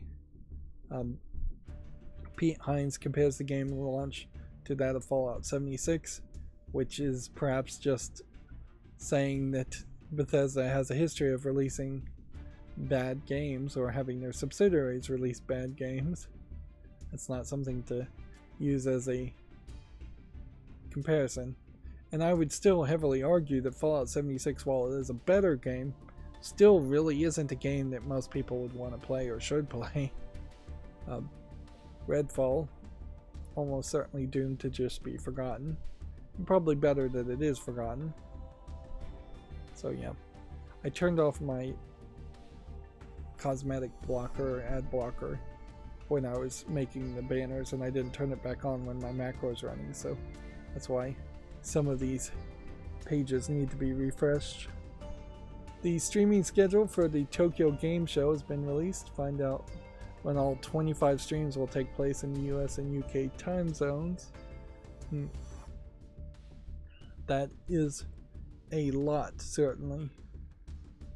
And a lot of these companies I don't think I'd inherently recognize. We might get some interesting announcements from Microsoft Japan. The new lady they hired should potentially be on stage, although I wouldn't be super surprised if she was on stage this year and she was out of a job by next year. 505 Games, Sega, Level 5, Koei Tecmo, Capcom. Yep. I definitely feel like multiple days and multiple live streams is asking quite a bit. And at most I would commit to watching the ending program and the opening program. And that would be about it. I feel like events like these should have an initial live stream to kind of tease and announce some games and show off all the trailers you're going to see at that show, and then the rest of the show should be for people who are walking around the show getting to play the game, getting to see trailers of the game, or otherwise being entertained based on what was shown in that initial presentation. The opening night live of Gamescom, I don't know if that really was showing all the trailers that were talked about and shown throughout the entirety of Gamescom, but as far as I'm concerned, it was showing everything of any real relevance in Gamescom. And maybe it should be at the end so you don't get any spoilers, but yeah. Particularly for Japanese companies, I wouldn't be surprised if, like this Sega stream here, is actually just some developers talking for an hour to a screen about what the game is, with maybe a small short trailer for a minute or two, maybe some screenshots. Yeah. The Japanese Game Awards here would be the most important thing in my book. Is on the 24th, 6 p.m. Pacific. Watch this. Although I don't know what the U18 division versus the future division means. And then this Japan Esports Union, I don't know what that really means, whether that's an esports event or not. Be kind of weird for an esports event to be taking place during a game show, but not the craziest idea either. If EVO happened in one side of like a presentation hall and then something like Gamescom happened on the other side, then people could get bored and watch the esports thing, or they'd get bored of the esports and go check out the games, or a lot of people would just pay for one ticket and only do one of the activities, not the other. Let's see. Apparently Game Pass subscribers are snapping up Starfield's $35 early access offer. The Game Pass Premium Edition upgrade is on the top of Xbox Store, and it's in the UK charts top 10.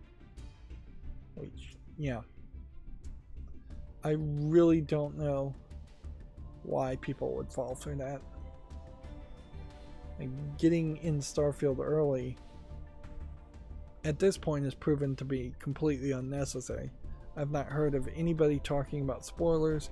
I don't think there really are that much of a spoiler that you can be concerned about as far as Starfield. I don't even know if your character is going to turn out to be a specific chosen one character, but I know there's some kind of artifacts in the game, and you touch an artifact at the very beginning of the game, and then part of the main goal is to find more of those artifacts. But I don't think you need to pay $35 to get early access to play a game that should take at least 200 hours to play, and you really should just take your time. You're not going to get spoiled on it. It's not multiplayer as far as I know, so there's no reason to be early. There's no player versus player aspect, so you don't need to play early to be better than other people. And I really hate the precedent that this potentially sets up, in that who's to say it won't be $55 for early access to the next Elder Scrolls game? Or who's to say this isn't just going to be the standard thing where things will cost more to play a game when it actually releases, and that early access will get longer and longer. If Starfield, for instance, came out now for people paying $35 early, and then it was only available for your average player paying $70 for the game, which I assume is what it cost. Otherwise, if normal players had to wait till November or December to play it, because it's just an extremely long period of early access, that would be irritating, to say the least. Although, in fairness, a lot of PC gamers like me we're still playing games from years and years ago. Epic Mickey 2 was a 2012 game. So, 11-year-old game. And I definitely have played much older games. I really haven't played any new games in a long time. Apparently an Animal Crossing fan, I would say maybe lunatic fan, has traveled the world to see all of the real-life artwork. The journey to see 43 pieces of art covered 10 countries in 16 months. I guess these are just pieces of art.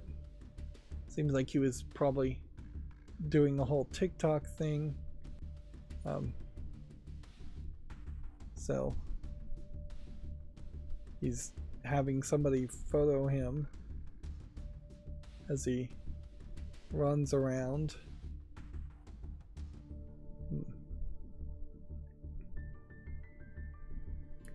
Yep. In other news, I would just assume he went on a vacation and thought of an interesting gimmick. He also must be fairly rich to be able to take a vacation through 10 different countries over the course of 16 months.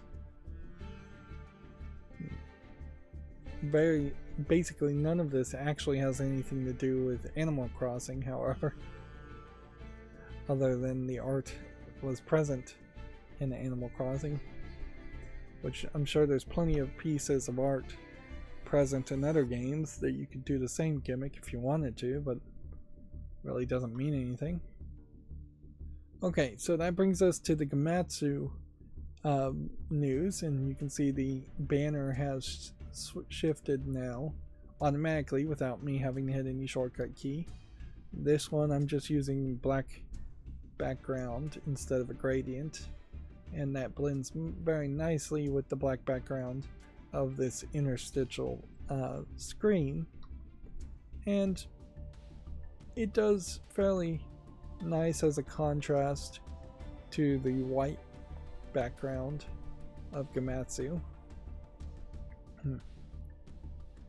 So, as far as Gematsu news, Lost Eidolon's Veil of the Witch has been announced for the PS5, Xbox Series, Switch, and PC. Eidolons? I guess maybe is how it's pronounced. Let's see what it looks like on Steam. Now inherently, for this banner, I am going to be clicking on a lot of Steam links. So, yeah. It doesn't quite match as well there. And it's probably not enough information. Like, there's probably something better, more informative that I could put on these banners to say something more. Apparently Project GAMM special video is going to be shown at a Side Games exhibit. Artworks opening exhibition artworks opening September 2nd. Looks like they're just showing projected images of these pictures. I don't recognize this Project GAMM. Almost certainly. Yeah. Platforms and release date have yet to be announced. It's being directed and produced by Kenichiro Takaki and features character designs from Mogumo and music from Shiro Sagisu, and environmental art from Kiyoshi Arai, all of which are names I don't recognize either. Can say it looks kind of pretty, but really this is just concept art to start with, and I would be much more interested in knowing the story of a game before I care about the artwork. There's plenty of games that have very pretty artwork but didn't have fairly generic story mechanics. Slender the Arrival 10th anniversary update is coming October 18th for the PS5, Xbox Series, and PC. Which gives me a slight reason in which I might want to play Slender Rival, the updated version, but I honestly don't think I have a big reason why I would want to play. Pre-orders include a free copy of the game Valley, which is not a particularly good game either.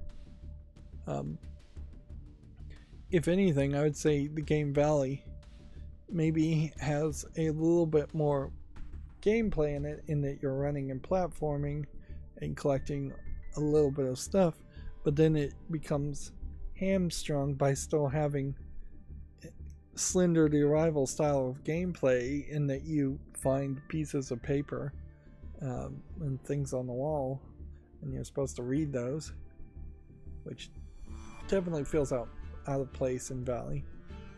Valley, if it is the game I'm thinking of, I'm pretty sure it is, also has this ability in which you suck the life out of animals and plants around you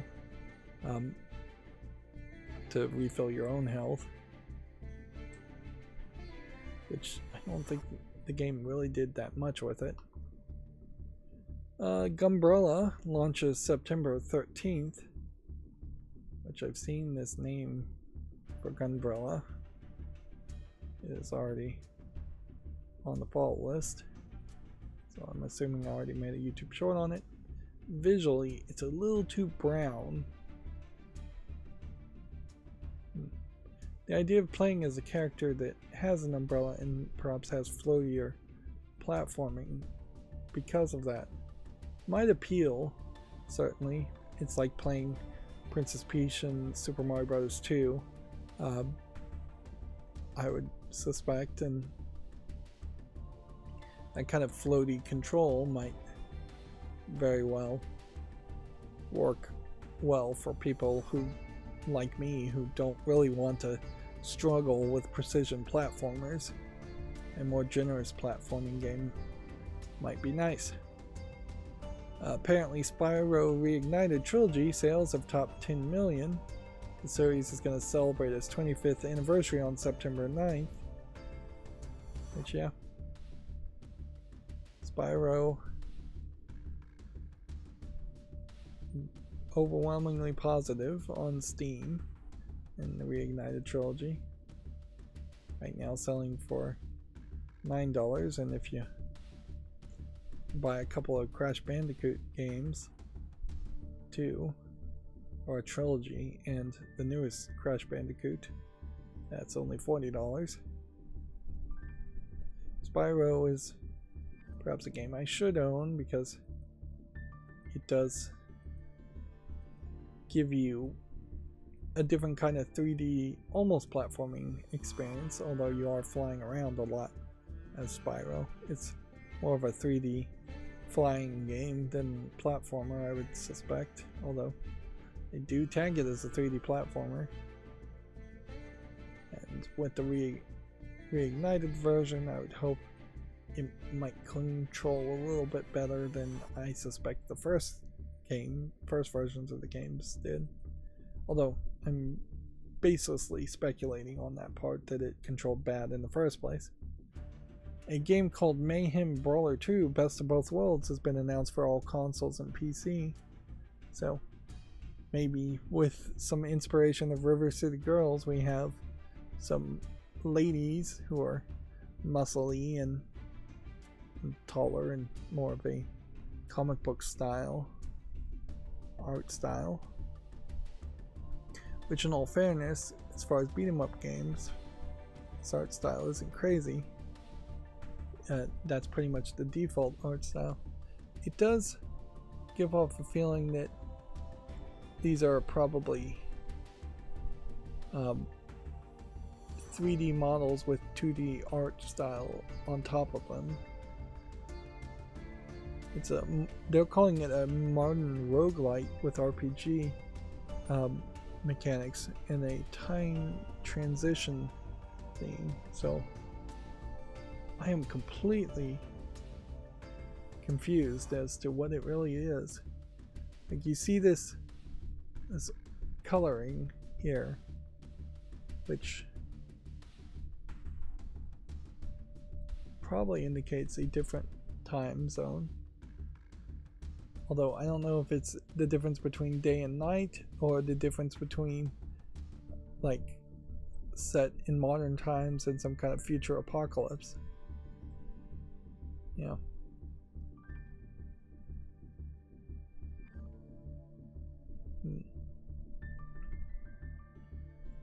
Well, despite not really understanding what it was initially, this game does look interesting. Visually, at least. See, you just have like a bright colored version of the city here that looks fairly clean, and then you have a red, dark, and destroyed version of the city over here. So it does seem like it's more than just day and night. Although I'm not sure if that mechanic really is adding anything to a roguelite RPG mechanic that still really looks like a beat-em-up game. I guess at a certain point, maybe a beat-em-up game can be a roguelite game, and they're just doing something kind of new and interesting that I've never seen before.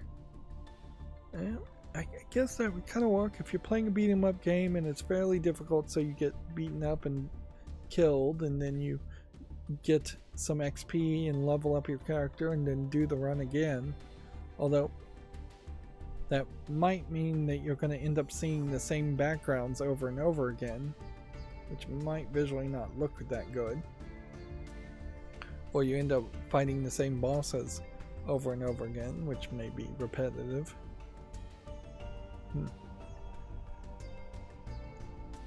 Well, Project GAMM is now officially titled in this next Gematsu article, Garnet Arena Mages of Magicary, which that's what the letters stand for.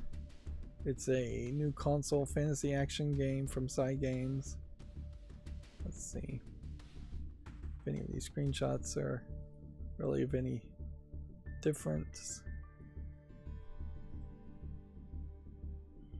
This really could be just about anything. Yep. Still no platforms or release dates, but we know what it is. It seems like it might be fashion related. Garnet. It would be garment if you're talking about clothes. I don't know what garnet is.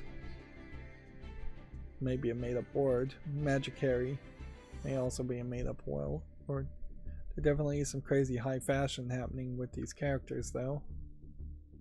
But also, if it's centered around an arena, though, I don't know if it's going to be much of an adventure. It's tagged as an action game right now only. Moving on, Star Ocean, the second story, R, has an opening movie on Gematsu if you want to check that out. We talked about Vampire the Masquerade Bloodlines launching in the fall of 2024 and being developed by the Chinese room, although this may be the first time that we've gotten an actual date range. Also, PlayStation 4 and Xbox One versions are no longer planned. Yeah. It would have to be fairly cheap to buy a PS4 and Xbox One at this point. Like, we are definitely past the point where getting a refurbished or a cheap old last-gen console makes sense. Whereas if I could get a cheap Switch right now, I would heavily consider it, even as somebody who already owns a Switch. There's that Nintendo exclusivity problem still stays around. Although even right now would be about the worst time to buy a Switch of any form, even the OLED model, because they're definitely right around the corner. They're going to announce some new Nintendo console. Maybe the new Nintendo console won't be backward compatible. That'd be weird if it wasn't, but I wouldn't put it past Nintendo. Final Fantasy 16 2 paid DLCs and PC version in development, and the free update is now available, and the story has been updated. The update adds weapon skin feature, onion sword, and new outfits. What is the updated part of the story? Using the word update too much. Patch notes being updated. That's a long list of patch notes on Gematsu. This is an example where Gematsu should have made 2 articles, and usually they do, instead of updating this one article. It should have been Final Fantasy 2 paid DLCs and PC version in development, and then another article, Final Fantasy 16 free update now available.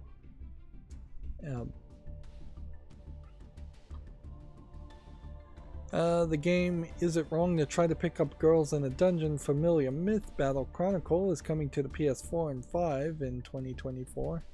This is based off of an anime, although in all fairness I don't know if this anime is still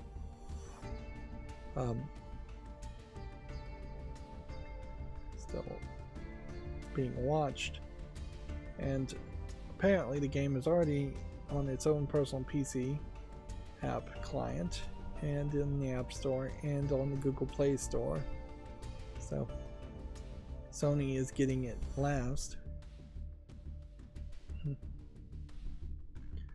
see, PS5, PS4 versions decided for development.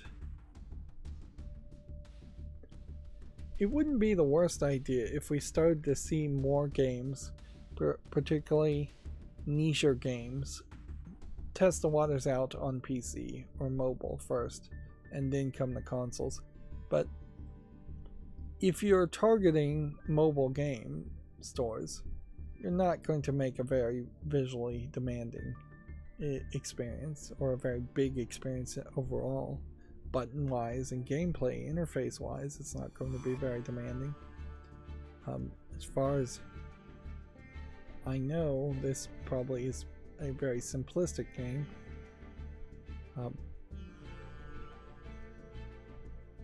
It's tagged as an action JRPG, action RPG. Let's see if maybe we can find.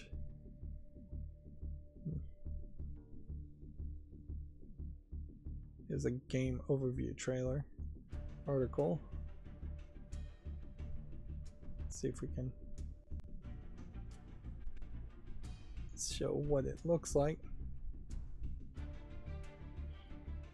This is one of the girls who has a weird armor that covers one of her boobs and not the other. Although they didn't show it. Oh, she has a different piece of armor on. So yeah, this is what the game is. It's a mobile game. There's limited number of buttons, and there's a lot of animations for actions. Yeah, the armor is like missing a part of the bottom part of her boob for some reason. And then the main character in this series has the ribbon bra nonsense, where she has a ribbon around her shoulders that she uses to hold up her massive cleavage.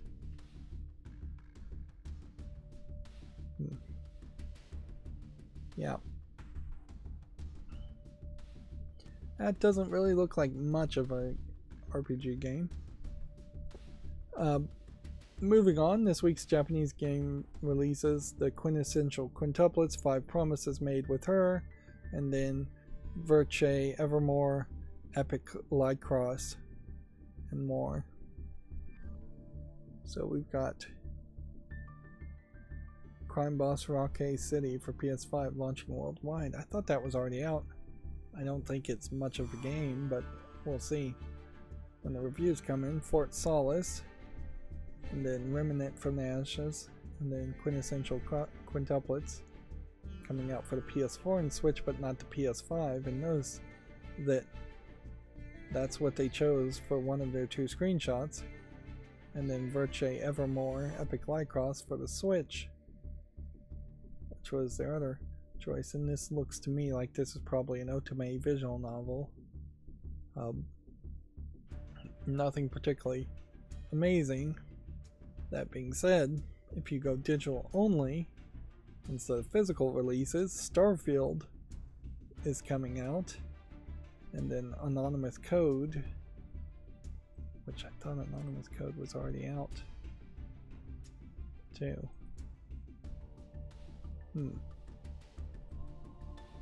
Well, I guess it is coming out, and this is another weird looking visual novel. It says it has some hacking, maybe mini games.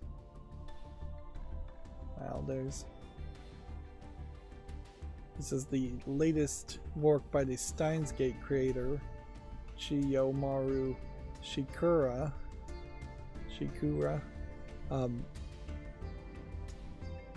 So this game may sell way more than you would suspect when it comes out. Let's see. Garnet Arena, Mages of Magicary, 15 seconds of off-screen footage. If you want to check that out on Gamatsu. We have about 5 more Gamatsu articles, and I need to just move faster. We talked about the Tokyo Game Show official live stream programming schedule. Let's see, Yggdra Union 3-in-1 Special Edition has been announced for the Switch. I assume this is a re-release of some kind of JRPG, strategy RPG games. I don't recognize Yggdra Union as a game series.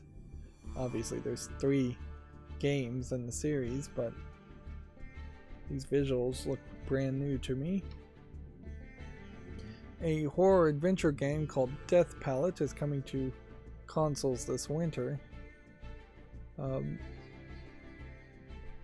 which I guess it originally was a mobile game again.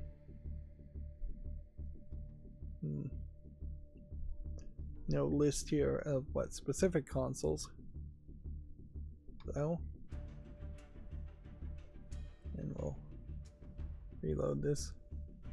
Level 5 has its Tokyo Game Show 2023 lineup and schedule, if you want to check that out.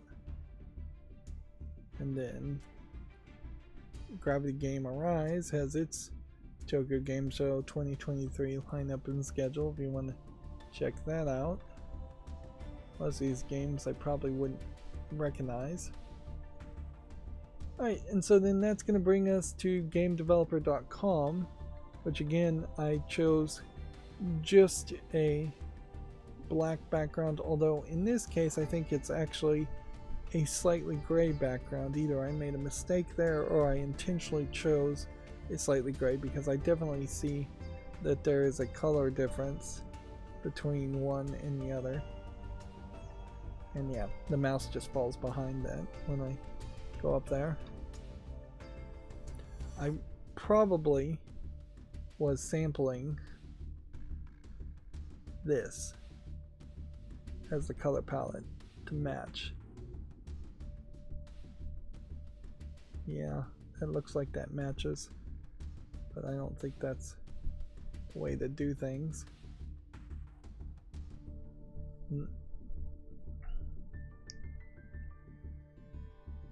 And why does Game Developer have its list of articles open? I didn't think those stayed open. I thought my macro managed to close that one. So yeah, Super Mario Bros. Wonder devs threw out the rulebook to overcome limitations. They can say that all they want, but this game ended up looking quite a bit so far in the screenshots like New Super Mario Bros. U. So I don't know what rulebook they really threw out or what limitations they really felt that they needed to get rid of. And in all fairness, a Mario game without limitations or without a rulebook probably wouldn't be good. If all of a sudden Mario didn't feel like Mario, didn't control like Mario, I know the pins are going to change how some of the characters control, so maybe that's the rulebook and limitations they're talking about. But yeah, if he doesn't feel like a Mario that people have known to love, if he doesn't act like a Mario, if all of a sudden Mario is talking a lot and then he's like stabbing Yoshi's in the gut with a knife and tearing out their guts and eating it raw, like if he those are the kind of rules that need to exist to maintain a character and maintain the personality of the character. Yeah,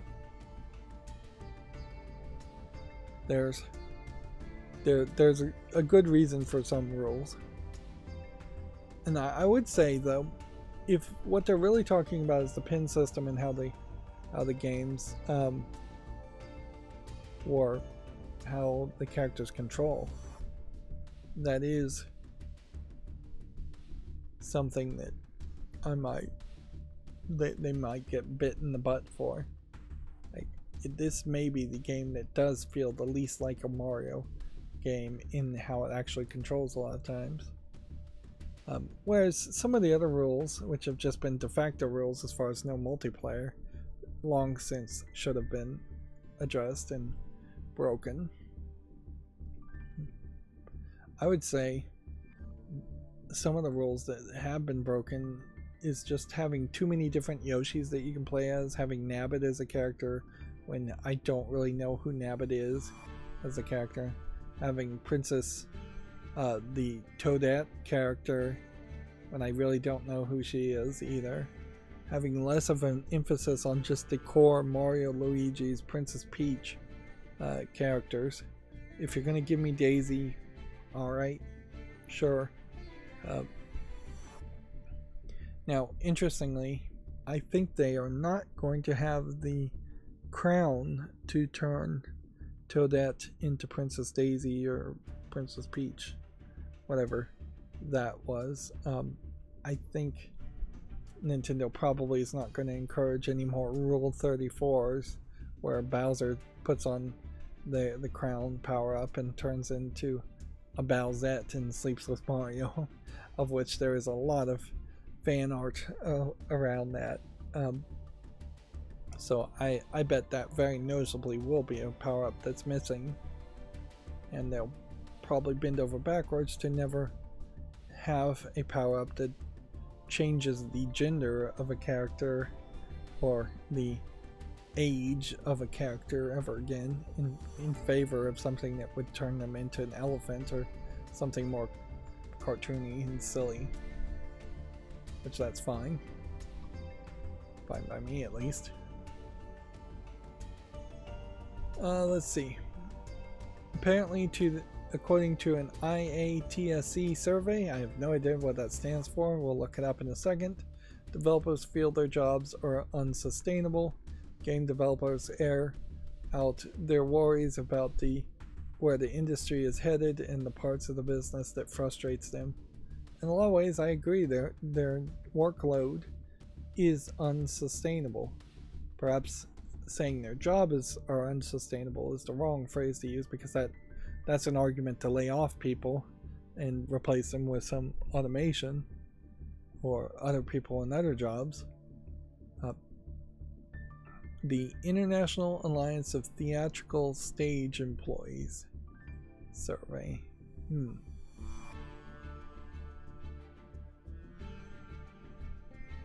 Yeah. Most game workers reported that their game career is either unsustainable or they're unsure whether it is sustainable. And less than half make it to their 7th year working in the industry. Yeah.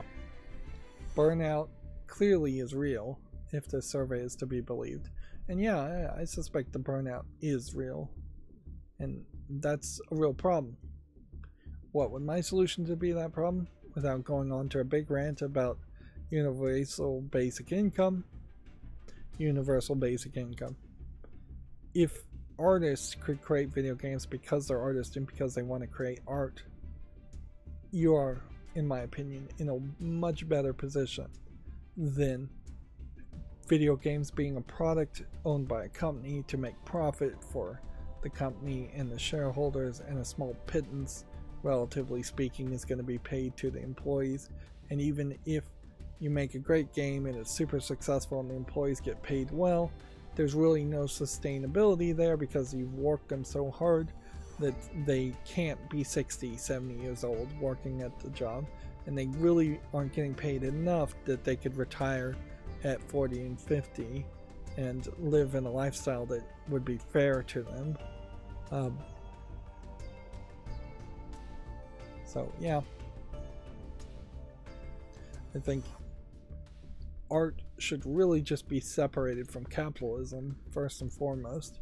And if we got rid of all the things that people bought because of artistic or entertainment reasons, if somehow a government charter and grant just paid people to make video games to then give away video games to the rest of society as a placator, as a way of keeping the peace and keeping people inside instead of on the streets bored, it probably would pay for itself, really.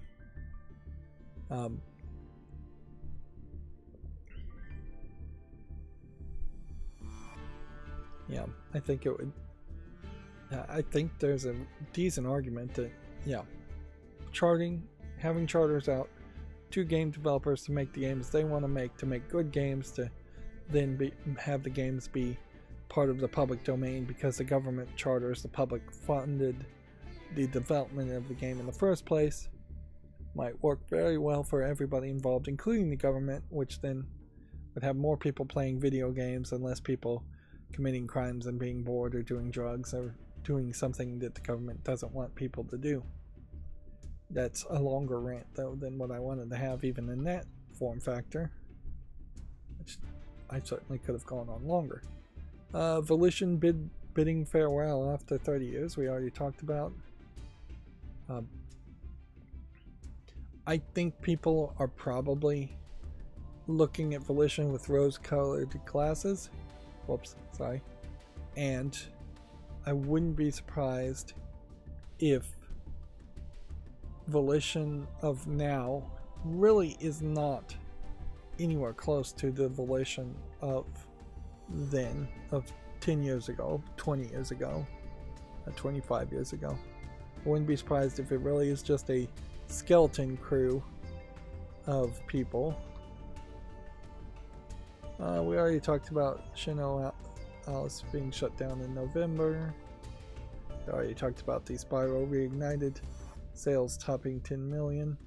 A lot of these stories are just like almost exact copies of Gamatsu articles, or we talked about them already.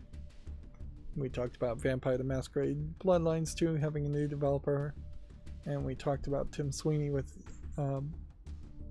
saying the store is open to generative AI, which is really just another admission that the Epic Games Store is never really going to feel as welcoming or as good of a store as Steam. It hasn't really made any progress to actually being a competitor to Steam. It doesn't have enough games. It doesn't have enough sales. It doesn't have enough features. If you wanted to make a Steam competitor and actually compete, you would have made something like Steam, but better, not worse, not less features and more openness towards garbage content. Like, I honestly believe if I was given enough like angel funding, I could probably make a better Steam, more than Tim Sweeney has, just by curating the experience, having better tagging systems, more control over tagging systems, not engaging with a Steam Direct until I was fully certain that I could handle that kind of inflow of new games, better searching, better algorithms to recommend. Noticeably, Steam doesn't seem to advertise games outside of Steam at all. It's kind of crazy you don't see Steam Decks on Amazon.com to buy from Valve themselves. It's kind of crazy that while you can buy Steam gift cards, you really can't buy a game directly through Walmart.com. It's kind of crazy that you're on things like Twitter and Facebook or YouTube and you're not seeing any kind of advertisement to say, hey, check out Steam. Who is really getting pushed as far as the next generation of PC gamers and Steam gamers to check out Steam for the first time? It's basically nobody. It's all word of mouth, which that seems a little crazy. We had already talked about the SAG-AFTRA concerns and wage demands potentially causing them to strike, and then that is going to bring us to the Steam follow list cleanup. And in this case, the background color is blue to match Steam, and instead of saying news, I'm putting asterisk mature, asterisk mature. This is also the point where it enables the auto blur for every new page. The URL here is my follow list, and yeah, it's not super helpful to most people. In fact, it's pretty useless to most people. You can see what games are on my follow list, but that doesn't inherently mean they're good or that I didn't just put them on the follow list for a random reason. But yeah, that works, I think, a little bit better. So we have the Kaiju, the Kaiju dating sim, which has 53 reviews and it's very positive.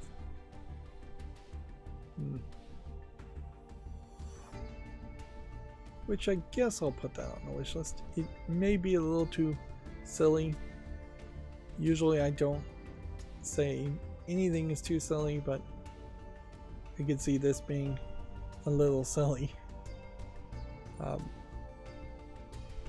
This is the kind of game that I'd probably want to play as a balancing factor of playing a more legitimate dating sim if I was going to play a legitimate dating sim, or a more legitimate kaiju game.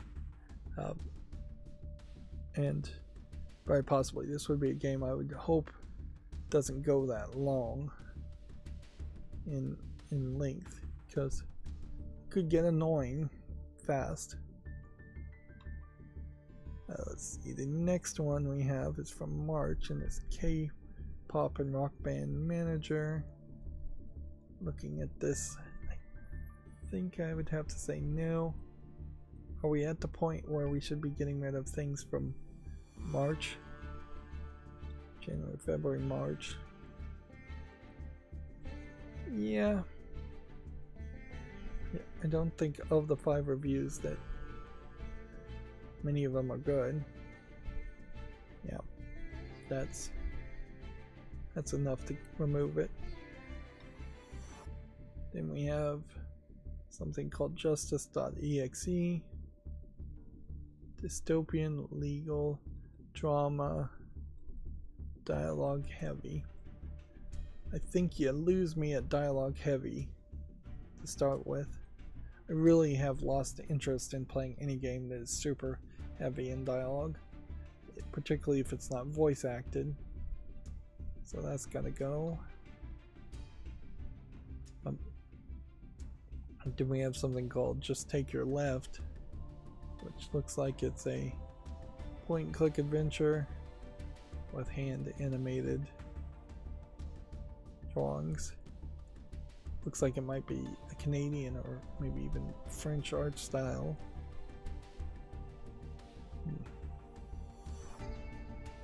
Well, 76% positive from 2020. Probably should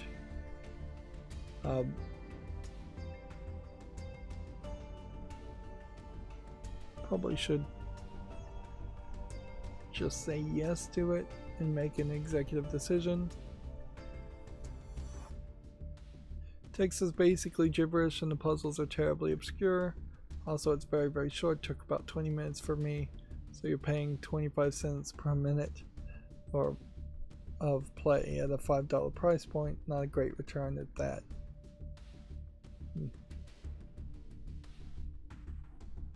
The animator did a lot on the art and seemingly did nothing else there. 20 minutes for 69 cents is what it's being sold for right now, though that may change the consideration.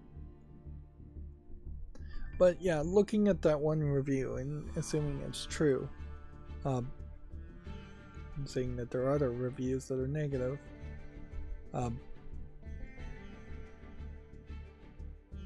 I would prefer to just see the art if you're just an artist and can't make a video game. Like, it's totally acceptable to just be an artist and not try and make everything a video game. So that's gotta go. Let's see. Then we have something called Just Survival, the Zombie Awakening, which doesn't look like anything at all. So I'm going to take it off the follow list. I think increasingly we will see games like this that are on the follow list because I made a YouTube short on it, and then I am going to just very quickly dismiss it. Just Go looks like it's actually Go, so I'll put that on the wish list. Although in all fairness, I may, with Tabletop Simulator, already have a decent way to play Go. I'd like a game that would teach me how to play Go. We have something called Just Crow Things, which is to be announced, so that needs to stay on the follow list. Then we have a game called Jash, which looks like it's a shooter game, side-scrolling shoot 'em up. Doesn't look like anything that would interest me. And then we have Jusant, the climbing game, which isn't out yet. And then we have Juro Janoskic, Slavic legendary hero, venture across the country of Slovakia, explore castles, solve puzzles and panders, liberate prisoners and steal from the rich and give loot to the poor. The problem with a game like this is I know nothing about Slovakian heroes, so for all I know this is a made-up character. So looking at it as just a game, you have some cheap resource meter bars and you have a low polygon looking top-down experience, none of which looks particularly interesting.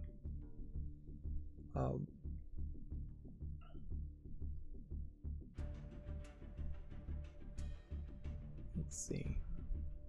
These puzzles look interesting enough. 10 levels with real Slovak characters. I feel like this might be positively being reviewed just out of maybe some nationality support. This one says it isn't bad, but I'm not sure I'd call it good either, and yet they gave a thumbs up.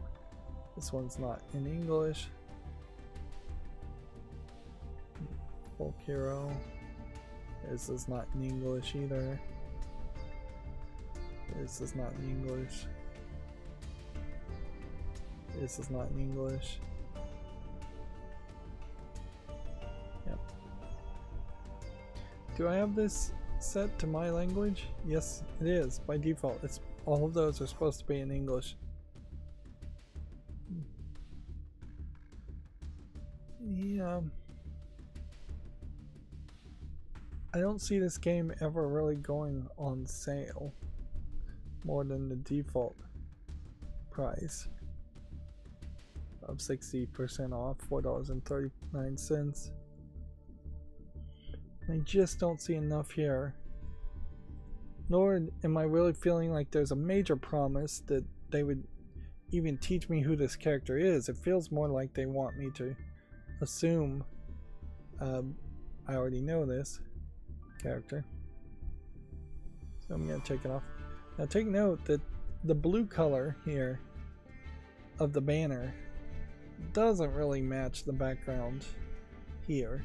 It only starts to match when I scroll down here to this point, right about there at best, a little bit better there, and that's because there's a faded blue image that is used as the backdrop, and it would be practically impossible to try and actually match that color. I think I tried in a different way before to match the color and it didn't really work that well. Here we have Jurassic Pinball, which I'll leave that on the fall list. And then that will bring us to the new Steam games banner, which this URL is not the full URL I use, but it's close enough as far as what you would use to see all of the new games released, sorted by their release date. And again, it just has asterisk mature on the banner, and the auto blur is still enabled, so no real problem there. And arguably I should try to find a different colored background for this point, because while I might scroll down a little bit in the follow list, I am severely less likely to scroll down when looking at new games, unless it's an adult game, which it will be blurred at that point anyways. And yeah, come to think of it, I am going to again need to fix the blur.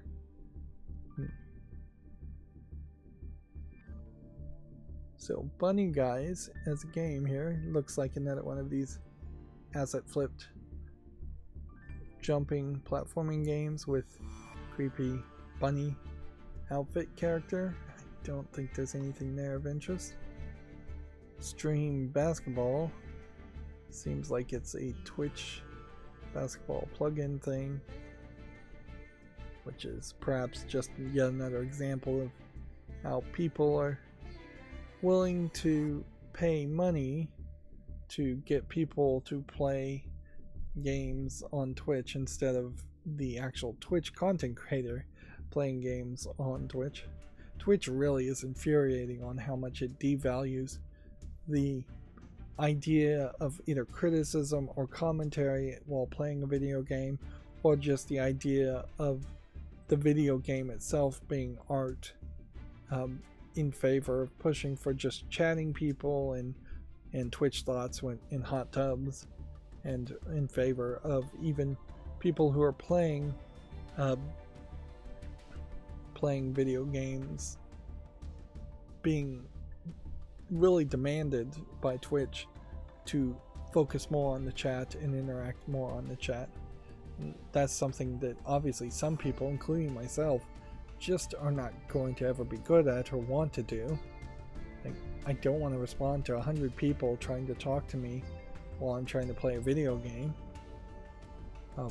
I might be willing to respond to 1 or 2 people, but Twitch only lets you be successful if you really have hundreds of people trying to interact with you. Next we have a game called The Sinking Dream Chaser, which looks like it's a point and click adventure game. Not sure it's particularly that interesting looking.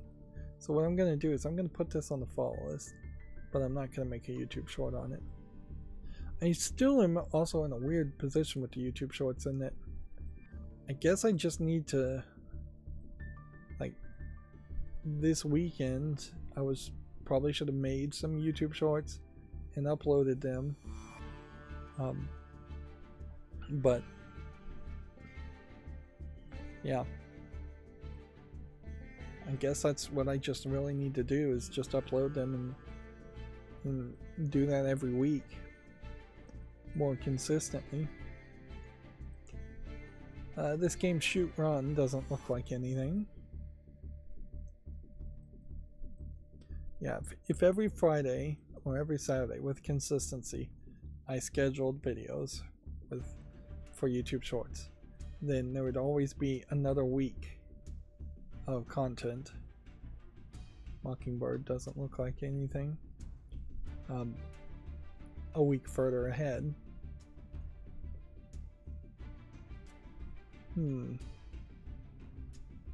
Roguelike deck builder.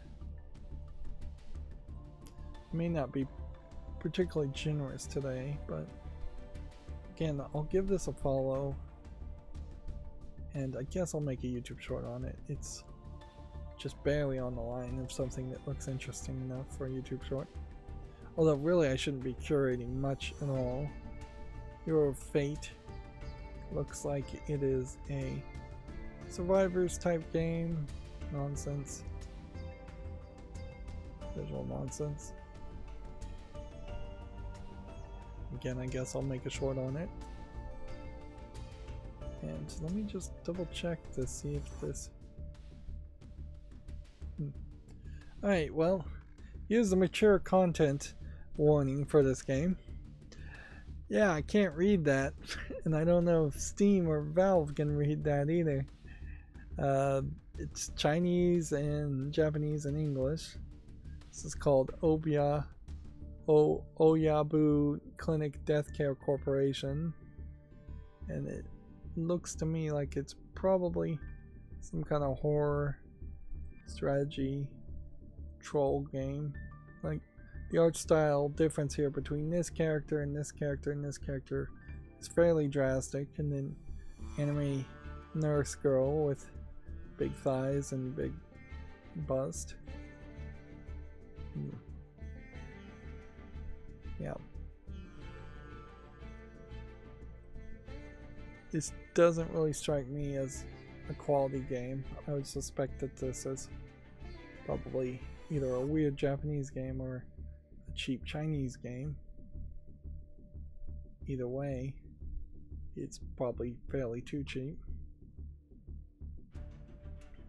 Next we have a game where I can't even tell you what the name is because it's in Chinese.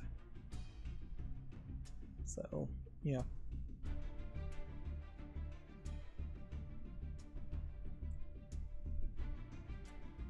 Yeah, I definitely would not be able to say yes to this. You know, there probably is something to be said for kind of region focusing a lot of games. Steam could also coordinate like game tournaments and try and convince more people to buy games to play with their friends or people in their area. But in general, by saying, hey, instead of just saying everybody in the English-speaking world or everybody on Steam should play Call of Duty, let's say the games that people are playing in your city, in your county, in your state, are these types of games. Although that may not change much. More personalized custom recommendations would probably be better. As far as you've played puzzle games before, so we'll recommend puzzle games instead of first-person shooters.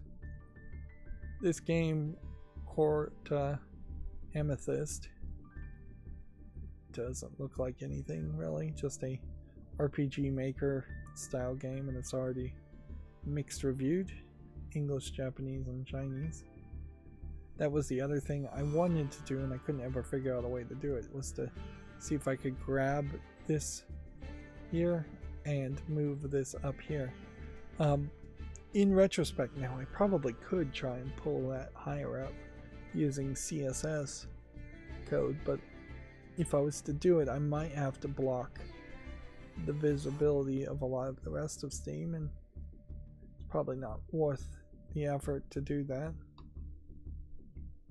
I definitely would choose to move languages support higher up over relevancy in the SteamDB plugin. This game, I don't believe, is anything. It looks a lot like, well, a low quality version of one of these 3D CGI adult games with asset flipped 3D models. But really, the quality is so poor on this, and the backgrounds are so poor that it really does just come off as more of a troll joke game. Sci-Fi Builder is a Cthulhu mythos-inspired simulator and third-person sandbox game, which basically means it's garbage. Next we have a simple title just called Stab, which, yeah, these horror games, I've been basically curating the horror games, and I still kind of feel like I should. The YouTube shorts that I'm making still feel like they are working fairly well, but I kind of question if there isn't possibly a plateau that's fairly low on the YouTube shorts also. The need potentially for 10 million views on YouTube shorts to be monetized is kind of ridiculous. Way more ridiculous than 4,000 watch hours in the past, I think, 90 days, maybe 6 months on YouTube. But yeah, I just don't know if my YouTube shorts would ever get to that point. Or maybe it will. Maybe it will just slowly grow faster and faster.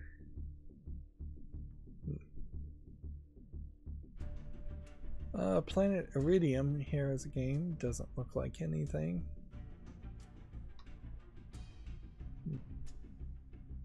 I guess I definitely would be open to suggestions as far as ways to improve the YouTube shorts, or maybe change how they look.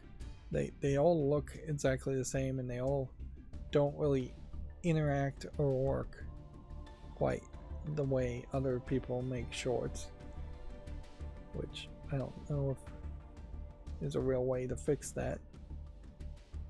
Like, almost 100% of every YouTube short I see that isn't made by me tries to loop the ending to the beginning, so you potentially, if you're not paying attention, will just sit through the YouTube short a second time, a third time, a fourth time,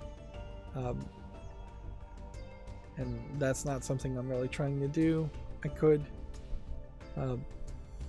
try something like that, but I don't know if it's really worth it, nor do I really like the deceptiveness of that happening.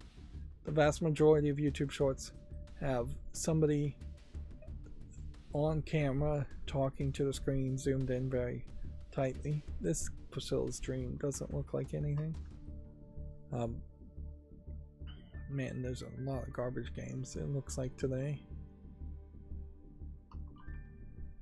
Alright, so we have our first adult game, which was released on the 2nd, which means there must be a lot of games for the rest of the weekend.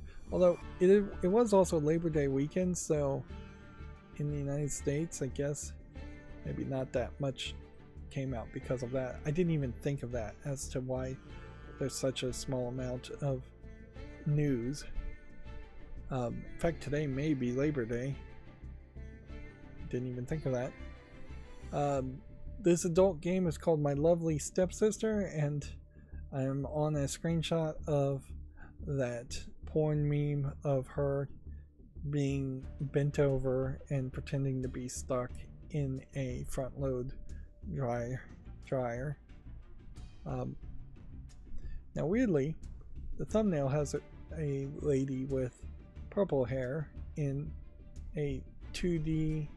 Well, the thumbnail is more 3D, but then the screenshot I'm looking at is a blonde in a more 2D natural color palette image. The bent over and stuck in a dryer looks more 3D, but all the dialogue looks more 2D. And weirdly, it kind of feels like it has a heavy white line around the 2D images, which is a weird way. Usually there's a black line around 2D images.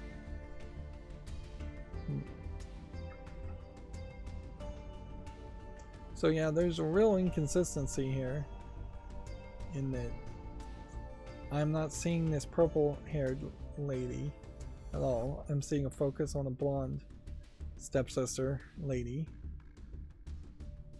And I would say, weirdly, the body proportions, even in the 3D images, are a little off. Like, normally it's a case where all the characters in adult games have rather large breast size, and I'd say the stepsister is perhaps a little low as far as cleavage size, which that can be fun sometimes, certainly to have variety, but it doesn't quite match her torso. Otherwise, like there's a good way to have small breasts, and then there's a bad way. And if you have a fairly large chest size and then a low cup size, otherwise you tend to look like you've had like mastectomies, double mastectomies, or had implants and removed the implants. As for this game, it says it supports English, Italian, and Spanish as the interface, and then under subtitles it supports French and German, which is an odd combination of options, and those are the top languages. It goes in and out more for several more languages.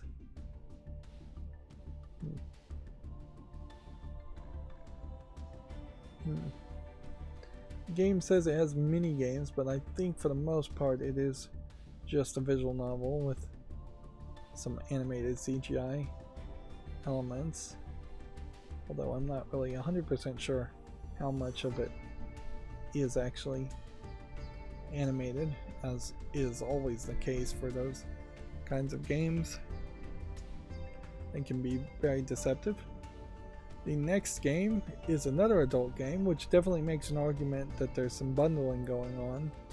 The two adult games will be released back to back, called Hentai Devil, which it's a 2D colorful anime lady with devil horns, or more accurately 9 different anime devil horn ladies in slide square puzzle mini games. So yeah, maybe 9 to 18 images being revealed. It's selling for 59 cents.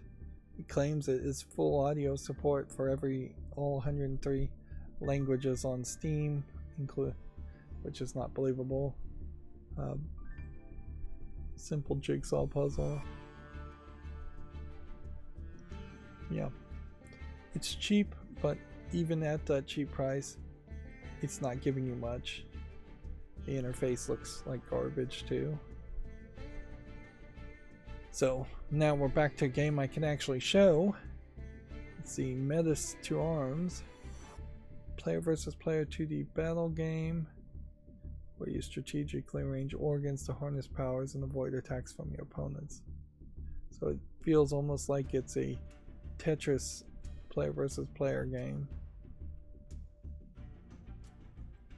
This is a little weird as an idea, and visually it looks a little too weird too.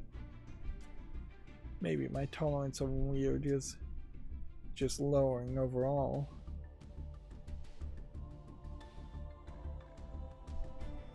Somebody had an idea here, certainly, to have different organs represent different things. Although strength from the heart kind of makes sense. But then discombobulate from the lungs doesn't make sense. And is this supposed to be a liver? And what's this? And what's this? This looks like a kidney, possibly, or maybe a gallbladder. Then what's this? Yeah. This feels like somebody did some drugs before they thought up the idea of a game. Either that or they needed to make a game quick for some kind of student project.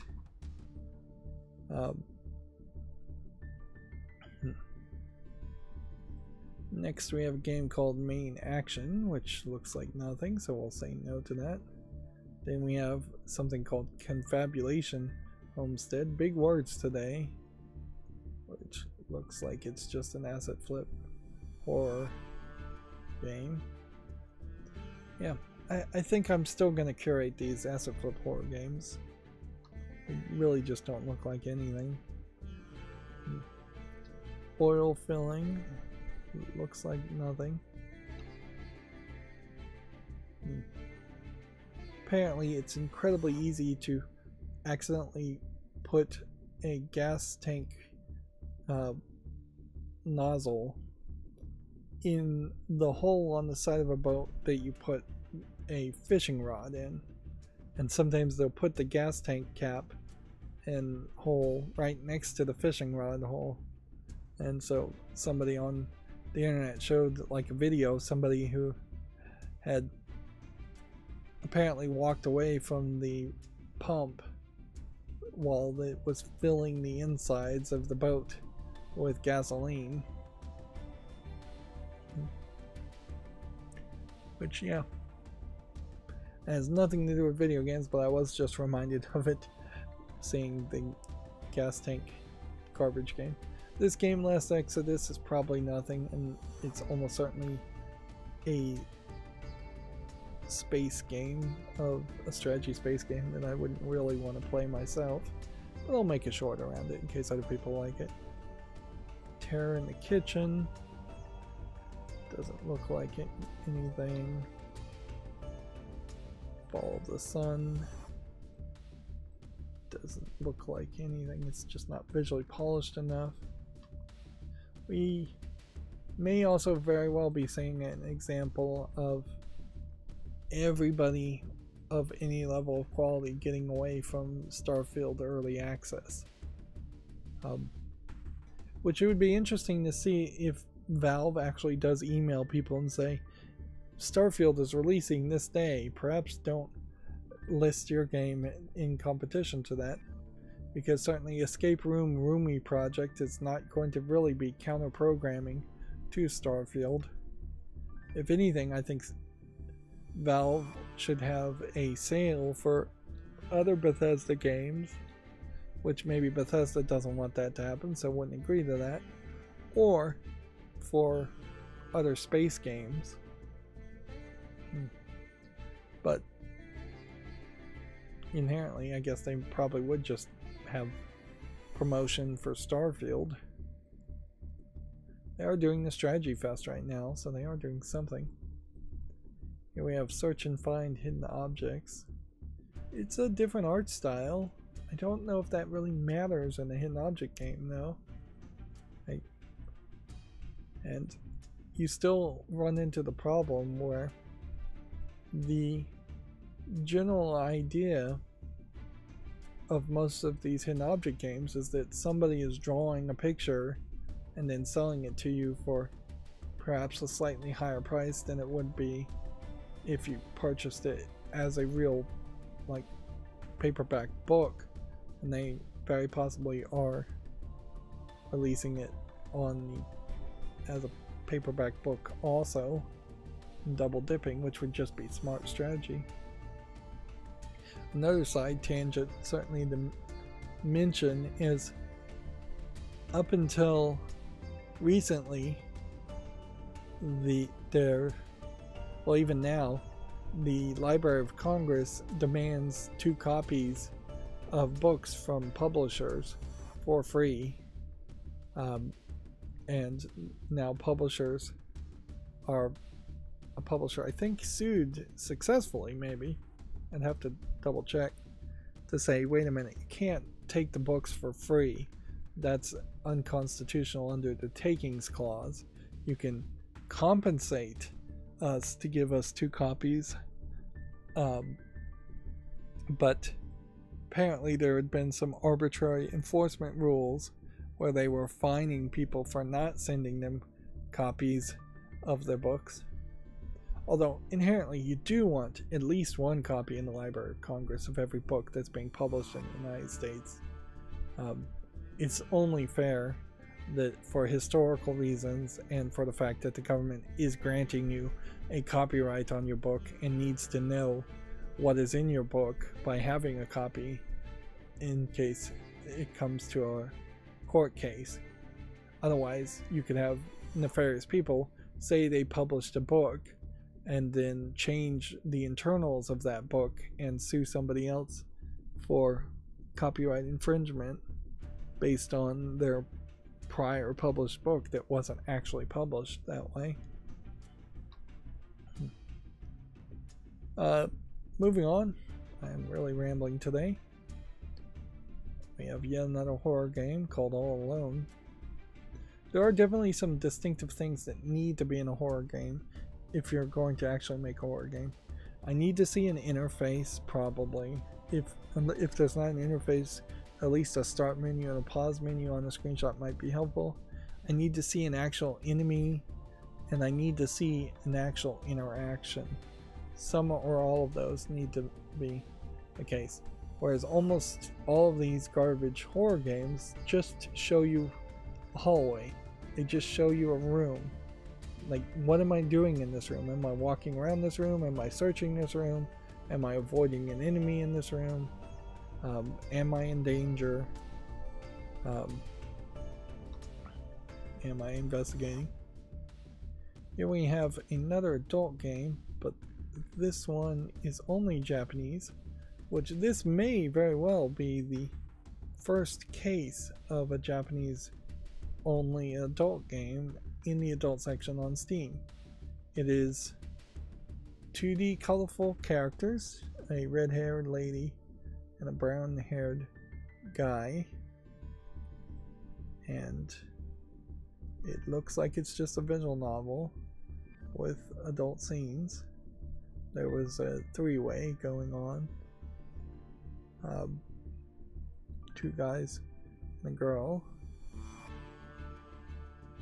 There, being a Japanese game, there are laws as far as the hardcore lower genitalia being censored, but I would say the censorship here is fairly light, perhaps too light for the Japanese laws. If the Japanese companies really, if the Japanese government really wants to enforce that, there is definitely a push that's going forward to get rid of the censorship requirement in Japan anyways, as far as blurring things. There's a little bit of light bondage in some of the screenshots, but that's about all I could say for it. It is selling for $23.99, so certainly you know the price is going to be higher. Let me see what happens if I click the translate button. Okay. Clicking the translate button, since I put in that plugin, tells me that in Japanese, the name of this game is called Training KT, K-A-T-E-I. A sexually depraved body can't forget former boyfriend. The sub thing says, in search of pleasure that cannot be tasted by her husband. I was immersed in the pleasure of betrayal with my ex-boyfriend. So it's a cheating game, an NTR game. It says it has extreme play with BDSM elements. It says the heroine's name is Wakana Sasamoto, not Katie. So there's probably a mistranslation somewhere here.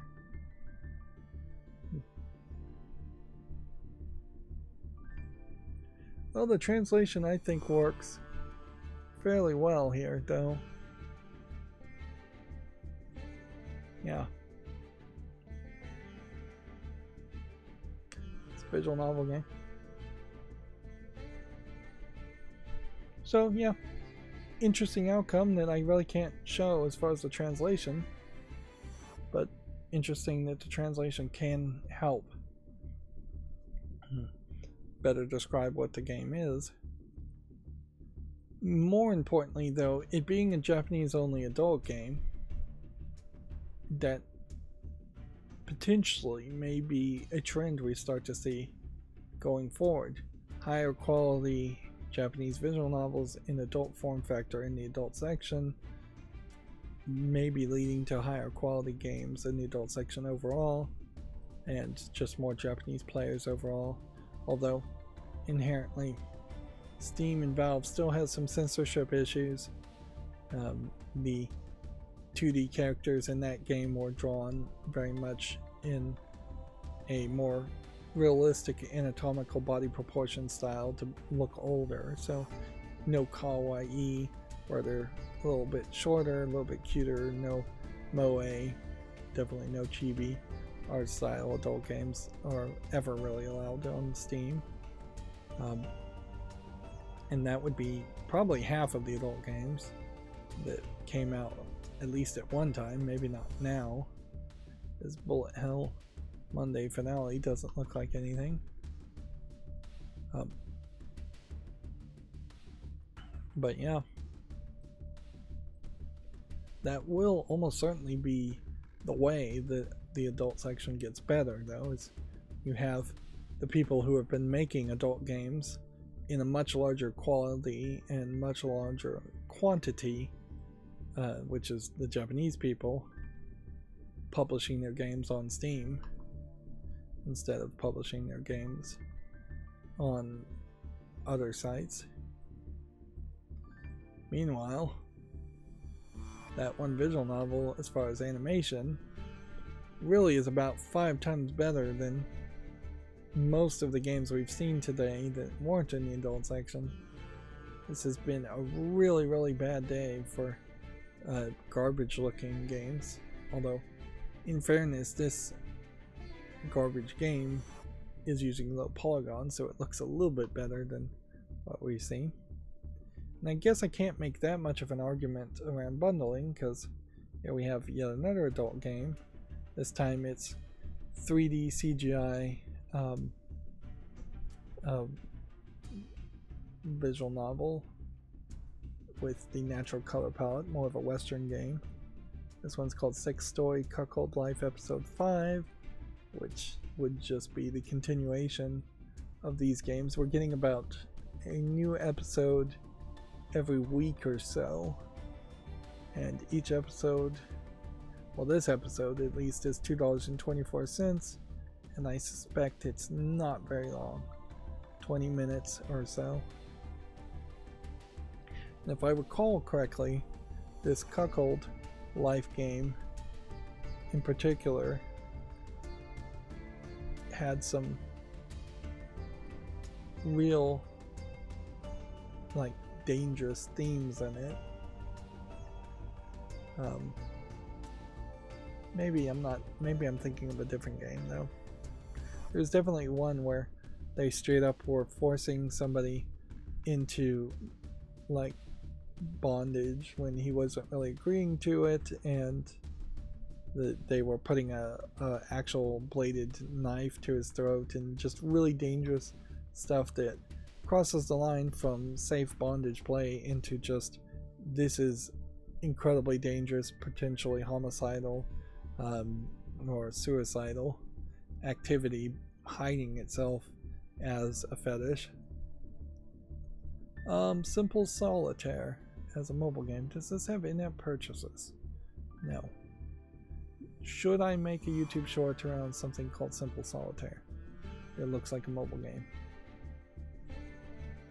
No, but I will put it on the follow list just to see if maybe people love it.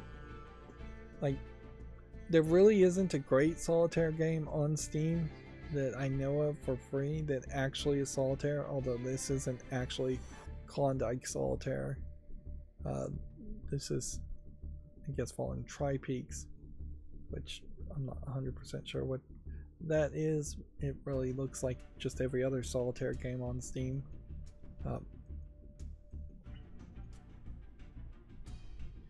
Yeah. Microsoft at one time tried to get rid of solitaire and eventually moved it into the Windows Store to install it for like Windows 11, I believe. Not that many people, I imagine, are still playing solitaire from Windows. Microsoft is trying to get rid of WordPad now, and it'll be interesting to see if they can actually succeed at that. They tried to replace Paint with Paint 3D, and that didn't really work. There is, I think, a real logical argument around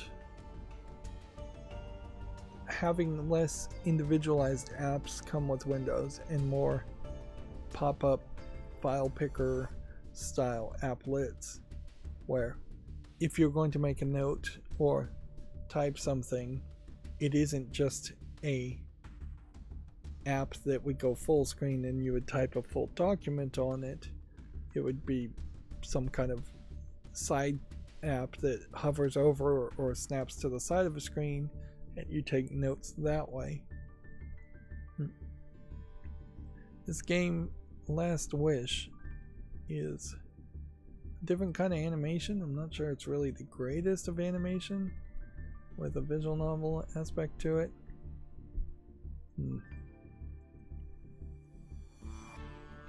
Yep.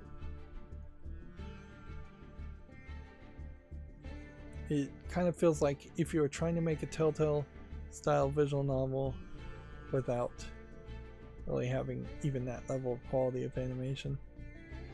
Characters showing a lot of belly for both of them. It's early access, it's English and Russian. Which, for supposedly the United States companies like Valve supposed to boycott Russian companies, there's still a significant amount of games that have started coming out on that support Russian audio, which I don't inherently want to just be anti-Russian for no reason, but I also don't. I know specifically in video games, Russian games have been notoriously bad. So I think this is another one that we could skip making a YouTube short on. I'm a little concerned as to what one of these videos would look like as it plays.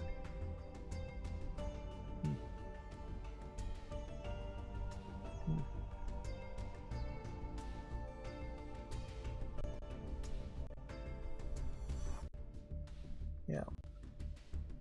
They are speaking in Russian.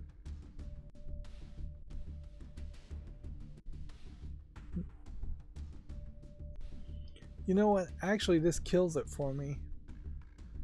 If this had supported English voice acting, I might say yes to it, but having just skipped through that trailer and hearing the Russian voice acting, it really highlights to me that I would be very unhappy with trying to read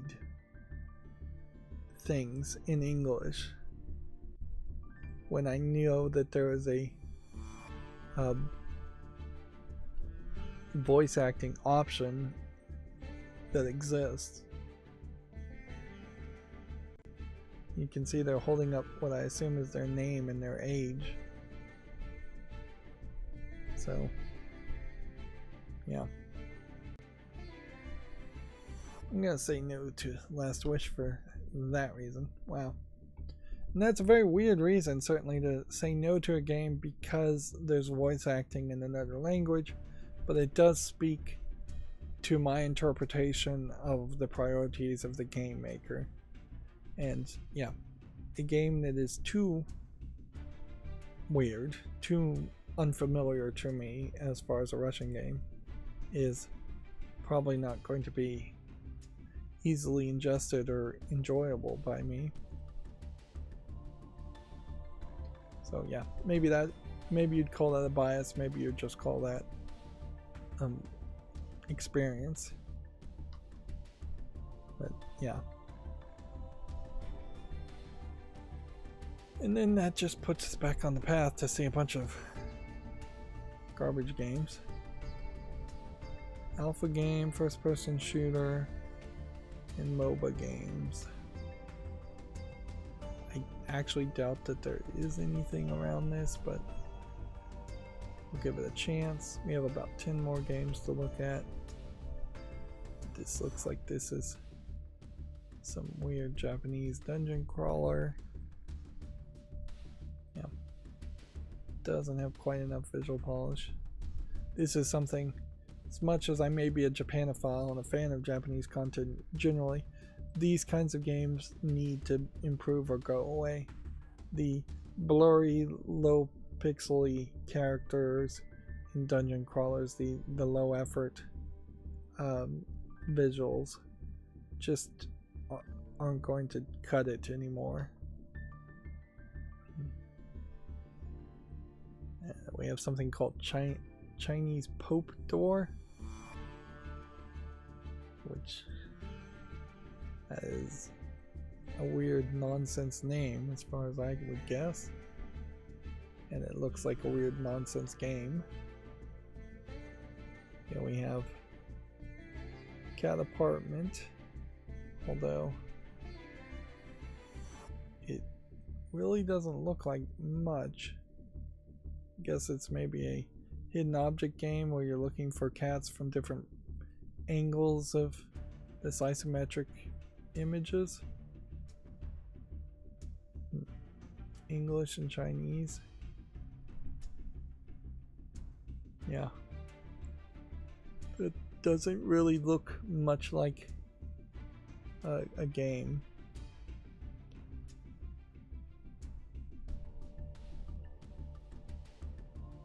Yeah. So, no to that.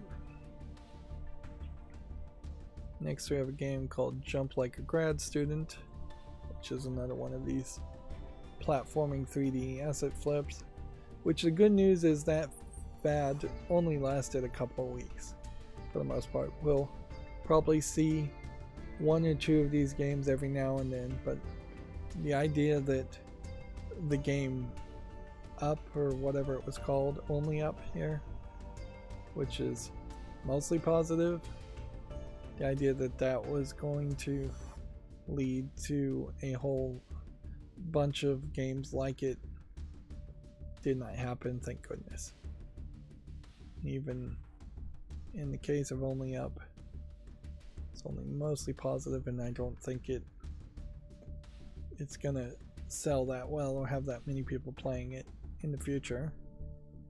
The whole concept is too simplistic and ridiculous. Getting Out Alive doesn't look like anything of interest. 12 Angry Hours looks like it's a survivor's game. No real interest. Here we have what probably is a Korean game. Yep, Korean only. And it says it's a chaotic educational game set in ancient Greece. Become the fictional philosopher Epistemenos. Defeat the scholars who stand in your way. I don't know if this is a real person.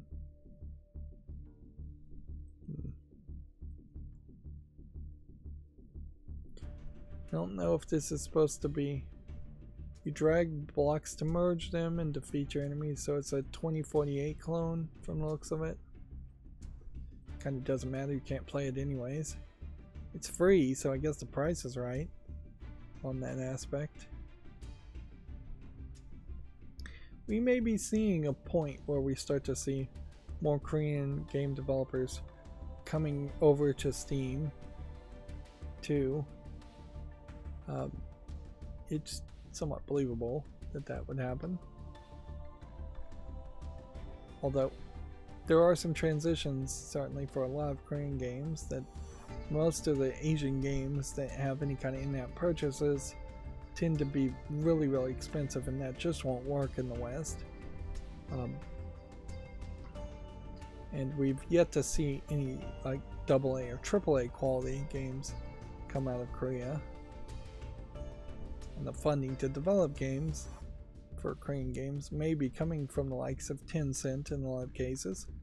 Tencent shutting down my mobile game, Destiny Child, is an example of that, in favor of the newer shift up game Nikkei Goddess of Victory, which has got a crossover right now going on with, or it's about to happen with, the Nier series of characters, 2B, and Nier Automata characters, Nier characters.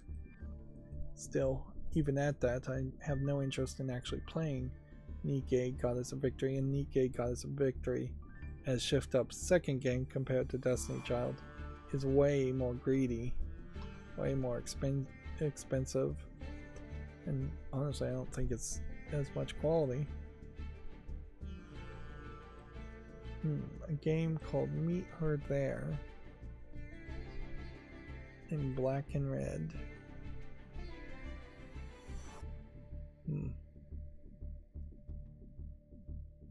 Explore a tiny giant world of two people stuck in a cursed time loop. Relive the single day as many times as needed. Ask for help, don't get arrested. Find the correct steps to save the person you love, or is it not too late? I'm gonna give this a chance, but this really has Virtual Boy vibes with the red and black. And yeah, that's a weirder one. It has been a very small day as far as games that I'm making YouTube shorts on. Like 2, 4, 6, 8. I have 8 tabs right now, including the one I'm looking at now, which I'm probably going to say no to as far as YouTube shorts. Usually I have 20, 30 games, even on Mondays, to make YouTube shorts on.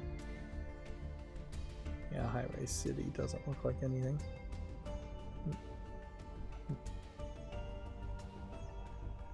Alright, well, that's it for this stream. As always, I ask you to like, share, subscribe, comment, and watch every second of my videos. If you want to support me further, there's a link down below in the description box. Thank you for watching. Have a good evening.